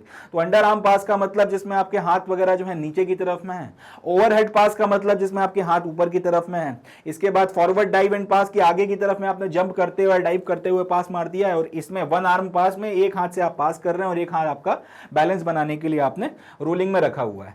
तो उसी को जो है यहां पर आपका डिस्कस भी किया गया है। अंडर आर्म पास का इस्तेमाल क्यों किया जाता है? This skill is used when the ball is below your forehead to receive a striking ball और ड्रॉप बॉल। तो आप अंडर आर्म पास का में जनरली आपके हाथ वगैरह जो है नीचे की तरफ में होता है कंधों से। ये स्किल कब इस्तेमाल की जाती है कि बॉल जब आपके फोरहेड से आपके माथे से नीचे की तरफ में आ जाए, नीचे की तरफ की ट्रेजेक्टरी में जा रही हो, या फिर एक जो आपको एक to receive a striking ball और ड्रॉप बॉल, सामने वाले ने बॉल जो है स्ट्राइक कर दी है नीचे की तरफ में, जैसे लेट से मैं और आप खेल रहे हो, मैंने यूं हाथ ऐसे करते हुए यूं नीचे की तरफ में बॉल को मारा है। अब वो बॉल आपकी तरफ जब आएगी तो नीचे की ट्रेजेक्टरी में आएगी, वो आपके फोरहेड से नीचे की तरफ में जाएगी, तब आपको नीचे से आपका जो है कंधों के नीचे से पास लेना पड़ेगा। इसे अंडर आर्म पास जो है बोला जाता है। ये हो गया ओवरहेड पास। तो ये स्किल का इस्तेमाल किया जाता है जब बॉल अच्छी खासी हाइट पर होती है, आपके शोल्डर्स वगैरह से और सर से ऊपर होती है, and used to receive the service and generally used to receive the service to set a ball or receiving a loose cross ball. तो एक बॉल को जो है अब आप जब जो सर्विस वगैरह में आपको बॉल अगर रिसीव करवाई गई है, सामने वाले ने सर्विस करी और आप तक बॉल आई और अब आपको खेलना है, तो उसके लिए जनरली इस पास का इस्तेमाल किया जाता है। ठीक है जी। तो ये आपके कुछ पासेस वगैरह हैं जो अपने को ध्यान में रखने हैं कि आपका अंडर आर्म पास और ओवरहेड पास वगैरह का इस्तेमाल कैसे किया जाता है। फॉरवर्ड डाइव पास मैंने आपको बता ही दिया कि डाइव करते हुए आप अगर पास लगा रहे हो, और एक में कि आप पोजीशन वगैरह कहीं भी चेंज कर रहे हो, एक हाथ आपका रोल कर रहा है, दूसरे हाथ से आपने पास मार दिया, तो ये आपका one arm pass with side rolling की कैटेगरी में आ जाता है। तीसरा है सेटअप वगैरह। तो सेटअप में जो है ओवरहेड या फिर वॉली पास को रखा जाता है। सेटअप जो है ओवरहेड पासिंग या इस तरीके से जो आप ये करते हो, इसको सेटअप की कैटेगरी में रखा जाता है। इसको भी थोड़ा सा देख लेते हैं। Setup skill is generally a second contact with the ball in order to set up a spike for another player.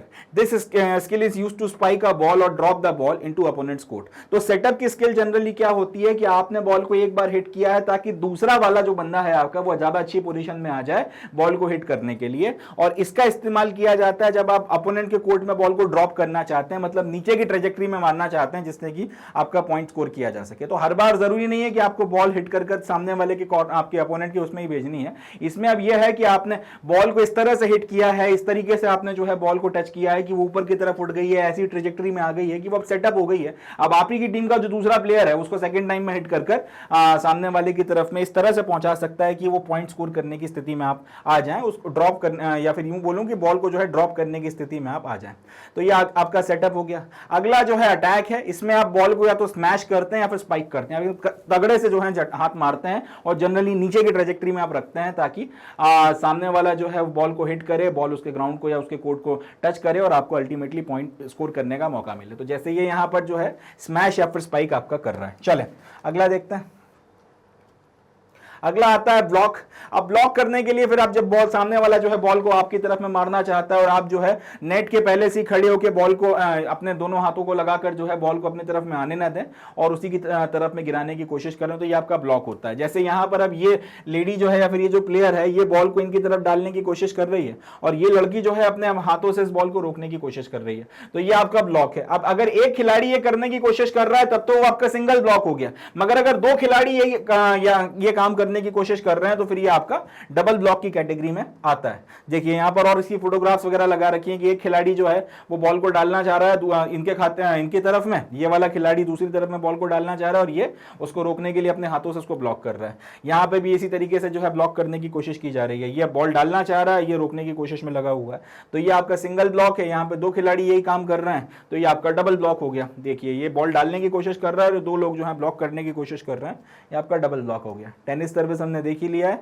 Passes वगैरह पे बात हमने कर ली है। ये अंडर आर्म पास की फोटोग्राफ्स हैं, ये ओवरहेड की बात है। अब बात करेंगे सर्व की। It is used to put the ball into play to start the volley and this skill is solely executed by one player. It is further classified into mainly three parts: tennis service, jump service, floating service. तो serve का इस्तेमाल क्यों किया जाता है? Ball को play में लाने के लिए, मैच को शुरू करने के लिए, या तो आपका मैच जो है पहला सेट है उसको शुरू करने के लिए कि गेम अब शुरू हो जाए, या फिर सेट के बीच में कहीं पे बॉल वगैरह गिर गई थी पेनल्टी के कारण या किसी भी वजह से किसी ने पॉइंट स्कोर कर लिया था, अब वहां से आपको मैच को जो है स्टार्ट करना है उसके लिए। या फिर इसमें यह है आपका या फिर यह हुआ है कि अब आपका जो सेट वगैरह है वो बदल गया, अब आपको फिर से जो है मैच शुरू करना है, तो उसके लिए आपको फिर से सर्व वगैरह करना है। तो इन सब चीजों के लिए जो है कुल मिला के बेसिकली बात यह है, सर्विस का इस्तेमाल या सर्व का इस्तेमाल किया जाता है बॉल को प्ले में लाने के लिए और वॉली को जो है शुरू करने के लिए। वॉली का मतलब क्या? बॉल को जब अल्टीमेटली दोनों तरफ से खेला जाएगा तो उसको आप वॉली बोलते हैं। अब इसको तीन तरीकों से किया जाता है: टेनिस सर्विस का इस्तेमाल, जंप सर्विस का इस्तेमाल, फ्लोटिंग सर्विस का इस्तेमाल। इन अलग अलग कैटेगरीज का इस्तेमाल कर आपका मैच वगैरह जो है किया जाता है। जैसे ये आपका टेनिस सर्विस है तो उसका एक GIF लगा रखा है मैंने यहाँ पे कि इस तरह से आप ऊपर की तरफ बॉल को लेकर गए, जैसे टेनिस में होता है, उस एक सर्टेन हाइट पे आपने छोड़ दिया, उसके बाद जैसे वहां पे रैकेट से मारते हैं, रैकेट से ना मार के यहाँ पे ये हाथ से मार रही है, इससे ज्यादा और कुछ नहीं हो रहा। ये आपका जंप सर्विसेज वगैरह है। नेक्स्ट आपका अटैक आता है, तो इस स्किल का इस्तेमाल जो है किया जाता है जिसकी मदद से आपका player attempts to hit the ball over the net towards the opponent court with the aim to score a point. It is executed from the front zone as well as back zone. तो इसमें हम लोग क्या करते हैं, आपका जो player है वो बॉल को इस तरह से हिट करता है अपोनेंट कोर्ट की तरफ जिससे आपका पॉइंट वगैरह स्कोर किया जा सके। आप चाहो तो आप इसको फ्रंट कोर्ट से भी मार सकते हो, चाहो तो आप इसको बैक कोर्ट से या बैक जोन से भी मार सकते हो, फ्रंट जोन बैक जोन दोनों से, मगर ऑब्जेक्टिव है कि बॉल को इस तरह से मारा जाए, इस ट्रेजेक्टरी के साथ में मारा जाए कि वो आपको एक पॉइंट स्कोर कर देकर जाए। अगला है ब्लॉक वगैरह हमने देख ही लिया है कि प्लेयर वगैरह जो है आपका ब्लॉक करने के लिए किस तरह से जो है आपका इस्तेमाल करते हैं। ब्लॉकिंग की मदद से आपका अपोनेंट जो है आपका बॉल अपनी तरफ एक तो आने से रोकता है और आप ही की तरफ में जो है गिराने की कोशिश कर एक पॉइंट वगैरह स्कोर करने की कोशिश करता है। अब सिंगल ब्लॉक और डबल ब्लॉक वो सारी चीजें हम लोगों ने देख ली हैं। नेक्स्ट अब हम लोग देखते हैं वॉलीबॉल में अवार्ड्स वगैरह एंड उसके बाद में कंक्लूजन की तरफ जाएंगे। चले देखते हैं सर। अब हम लोग बात करते हैं वॉलीबॉल में अवार्ड्स वगैरह के बारे में। तो वॉलीबॉल में हमारे प्लेयर्स और कोचेस को जो एक्स्ट्रा ऑर्डिनरी अचीवमेंट्स वगैरह हैं उसके लिए उनको प्रोत्साहित, उसके लिए उनका जो सम्मान करने के लिए, प्लस साथ ही साथ उनको और ज़्यादा अच्छे से अच्छा परफॉर्म करने के लिए मोटिवेशन देने के लिए जो गवर्नमेंट ऑफ इंडिया है वो हमारे प्लेयर्स को और हमारे कोचेस को अलग अलग आपके जो अवार्ड्स वगैरह हैं उनसे और साथ में कैश प्राइजेस और सर्टिफिकेट्स वगैरह के साथ में सम्मानित करती हैं। जैसे कि आपका 2014 में टॉम जोसेफ हैं, वो एक आपके काफ़ी फेमस वॉलीबॉल के प्लेयर हैं इंडिया की तरफ से, उनको अर्जुन अवार्ड मिला था। इसी तरह से GE श्रीधरन जो है इनको द्रोणाचार्य अवार्ड दिया गया था for his excellent contribution as a coach in the year 2007। अब इसमें देखिए कोई डाउट की बात नहीं है कि वॉलीबॉल वगैरह एक पास टाइम के तौर पर तो इंडिया में भी काफ़ी खेला जाता है, मगर प्रोफेशनली वॉलीबॉल में भी हम लोग बहुत अच्छा परफॉर्म नहीं कर रहे हैं, या फिर बहुत हम लोग कह सकते हैं कि अभी हमारी टीम उतनी ज़्यादा सशक्त नहीं है, उतना उतना ज़्यादा जो है वॉलीबॉल में हमारा कोई आपको इतना ज़्यादा नाम देखने को नहीं मिलता, मगर फिर वही बात आती है कि अगर आप उम्मीद रखते हैं, अगर आप काम करते हैं तो उससे चीज़ें वगैरह ठीक होती चली जाती हैं। तो वॉलीबॉल में भी धीरे धीरे लोगों का उत्साह बढ़ रहा है, रुझान बढ़ रहा है। वक्त के साथ में अगर इसमें भी लोग प्रोफेशनली खेलना शुरू करें, एक दो अच्छे टूर्नामेंट्स वगैरह निकलें, ऐसा ही प्रोत्साहन दिया जाए तो और भी लोग इससे आकर जुड़ेंगे और कहीं ना कहीं हम लोग इंटरनेशनल लेवल पर भी जो है लॉरल्स वगैरह हासिल करेंगे। तो इसी नोट पर वॉलीबॉल जो है अपना ख़त्म होता है और इसी के साथ में class 11th health and physical education की एनसीईआरटी की जो हमारी किताब है, उस एनसीईआरटी किताब का जो 5वां चैप्टर है उसके वन शॉट रिवीजन वीडियो के भी सारे स्पोर्ट्स वगैरह यहाँ पर कंक्लूड होता है। So with this we come to end of today's session, as well as we come to the end of the series of one shot revision videos of chapter number 5th class 11th health and physical education। जैसा कि मैंने आपको इस video में बताया, इसके पहले वाले वीडियोस में भी बताया था कि ये चैप्टर इतना बड़ा था, इतने ज़्यादा इसमें गेम्स थे और इतना ज़्यादा डिटेल में उन गेम्स को डिस्कस किया गया था कि एक पर्टिकुलर वीडियो में इनको कवर कर पाना संभव नहीं था, एक पर्टिकुलर वीडियो में इनको कवर कर पाना पॉसिबल नहीं था। इसलिए मैंने इसको कई सारे पार्ट्स में, कई सारे सीक्वेंसेज एंड कई सारी पार्ट्स में या फिर एक सीरीज़ के फॉर्म में मैंने आपको ये अलग अलग वन शॉट वीडियोस वगैरह पढ़ाएं, ताकि 2-2 3-3 गेम्स का आपका रिवीजन होता रहे, अच्छे से आप सीख सकें, मैक्सिमम से मैक्सिमम आप एब्जॉर्ब कर सकें और आपके लिए कम्बरसम प्रोसेस ना हो जाए। आई एम प्रीटी श्योर कि आप लोगों ने इसमें से मैक्सिमम बेनिफिट उठाया होगा, मैक्सिमम से मैक्सिमम एब्जॉर्ब किया होगा। तो यहीं पर जो है अपना ये चैप्टर जो है इसका वन शॉट रिवीजन खत्म होता है। सारे पार्ट्स वगैरह को देख लें, अगर इसके पहले के पार्ट्स वगैरह ना देखे हैं तो उनको भी आप तैयार कर लें। इसके बाद में फिर अलग से इस चैप्टर में और ज़्यादा कुछ करने की ज़रूरत नहीं पड़ेगी, एग्जाम रिलेटेड सारी आपकी रिक्वायरमेंट यहाँ पे खत्म हो जाएंगी। नाउ हैविंग सेड दैट, समाप्त करने के पहले, विदा लेने के पहले, अलविदा कहने के पहले मैं आप लोगों को बताना चाहूँगा कि मैग्नेट ब्रेन्स का जो सारा का सारा क्वालिटी एजुकेशनल कंटेंट है, जिसके लिए आपको कोई फीस देने की ज़रूरत नहीं है, जिसके लिए आपको कोई पेड सब्सक्रिप्शन लेने की ज़रूरत नहीं है, ये सारा का सारा जो क्वालिटी एजुकेशनल कंटेंट है जो 100% एक्सक्लूसिवली फ्री ऑफ कॉस्ट है, इसको आप 3 माध्यमों से या 3 मोड्स की मदद से देख सकते हैं। इसको एक आप हमारे यूट्यूब जो चैनल्स हैं उसके ऊपर जाकर आप इसको देख सकते हैं, सारी की सारी प्लेलिस्ट आपको वहाँ पर देखने को मिल जाएंगी। दूसरा, आप ये सारा का सारा कंटेंट अपने जो हमारी वेबसाइट पर जाकर देख सकते हैं। तीसरा, आप हमारा ऐप डाउनलोड कर ये सारा का सारा कंटेंट वहां पर भी देख सकते हैं। तो इन तीनों में से जो भी माध्यम आपको ठीक लगे आप उसका इस्तेमाल कर सकते हैं और इनकी मदद से आप इस सारे के सारे कंटेंट को कवर कर सकते हैं। ये आपके मोबाइल पर भी चल जाएगा, ये आपके टैबलेट पर भी चल जाएगा, ये आपके पीसी पर भी चल जाएगा, ये हर एक जगह जो है आपका कंटेंट वगैरह चल जाएगा। इसको आप किसी भी जगह पर एक्सेस कर सकते हैं। इसके अलावा हमें ये भी पता है कि सिर्फ वीडियो वगैरह भर देखने से काम नहीं चलता, कई बार आपको रिविजन के लिए नोट्स की ज़रूरत पड़ती है, किताबों की ज़रूरत पड़ती है। तो ये सारा का सारा कंटेंट बुक्स के फॉर्म में और एडिशनल इन्फॉर्मेशन के साथ में मैग्नेट ब्रेन्स पर आपको अवेलेबल करवाया जाता है, हार्ड कॉपी बुक्स के रूप में भी और ई बुक्स के रूप में भी। इनके लिंक्स वगैरह आपको डिस्क्रिप्शन में दिए गए हैं, तो अगर आप ये बुक्स वगैरह लेना चाहते हैं तो इसके लिए भी जो है लिंक्स वगैरह दिए गए हैं, इनसे आप जाकर इन बुक्स वगैरह को भी एक्सेस कर सकते हैं। इसके अलावा अगर आपके मन में कोई बात हो, कोई विचार हो, कोई शिकायत हो, कोई नया सजेशन हो, कोई नई डिमांड हो, कुछ भी चीज़ हो, तो आप हमारे वेरियस सोशल मीडिया प्लेटफॉर्म्स पर हमसे जुड़कर वहाँ पर आप हमको अपना सजेशन वगैरह दे सकते हैं and we will get back to you on that. अब तो इसी बात पे मैं अपने सेशन को ख़त्म करना चाहूँगा कि भाई इस वेंचर का जितना हो सके उतना ज़्यादा फ़ायदा उठाएं, जितना हो सके यहाँ से सीखें। यहाँ पर आपको क्लास 1 से लेके किंडरगार्टन से लेके आपके ग्रेजुएशन के बाद तक जो वेरियस कॉम्पिटिटिव एग्जामिनेशंस तक हो रहे हैं, वहाँ तक की सारी जो कंटेंट है, स्टडी मटेरियल है, कोर्सेज हैं, सब कुछ exclusively free of cost provide कराया जाता है। तो जितना हो सके उतना ज़्यादा बेनिफिट लें, जितना ज़्यादा हो सके उतना ज़्यादा सीखें, जितना ज़्यादा हो सके अपने आप को बेहतर बनाएं और जितना ज़्यादा हो सके उतना ज़्यादा ज्ञान हासिल करते चले जाएं, क्योंकि ज्ञान से बड़ा कोई सशक्तिकरण नहीं होता, नॉलेज से बड़ा कोई एम्पावरमेंट नहीं होता। इस बात को बस अपना ध्येय बनाएं, इसी बात को ध्यान में रखें और तरक्की के रास्ते पर आगे चलते रहें, सफलता के रास्ते पर आगे चलते रहें, मेहनत करते रहें, समाज को कंट्रीब्यूट करते रहें, अपनी ज़िंदगी में अच्छा से अच्छा करते रहें। इसी नोट पर calling it the day and concluding the session. अपना बहुत ध्यान रखें, खुश रहें, पॉजिटिव रहें, हंसते मुस्कुराते रहें एंड मोस्ट इंपॉर्टेंटली जुड़े रहें मैग्नेट ब्रेन्स के साथ। थैंक यू, जय हिंद।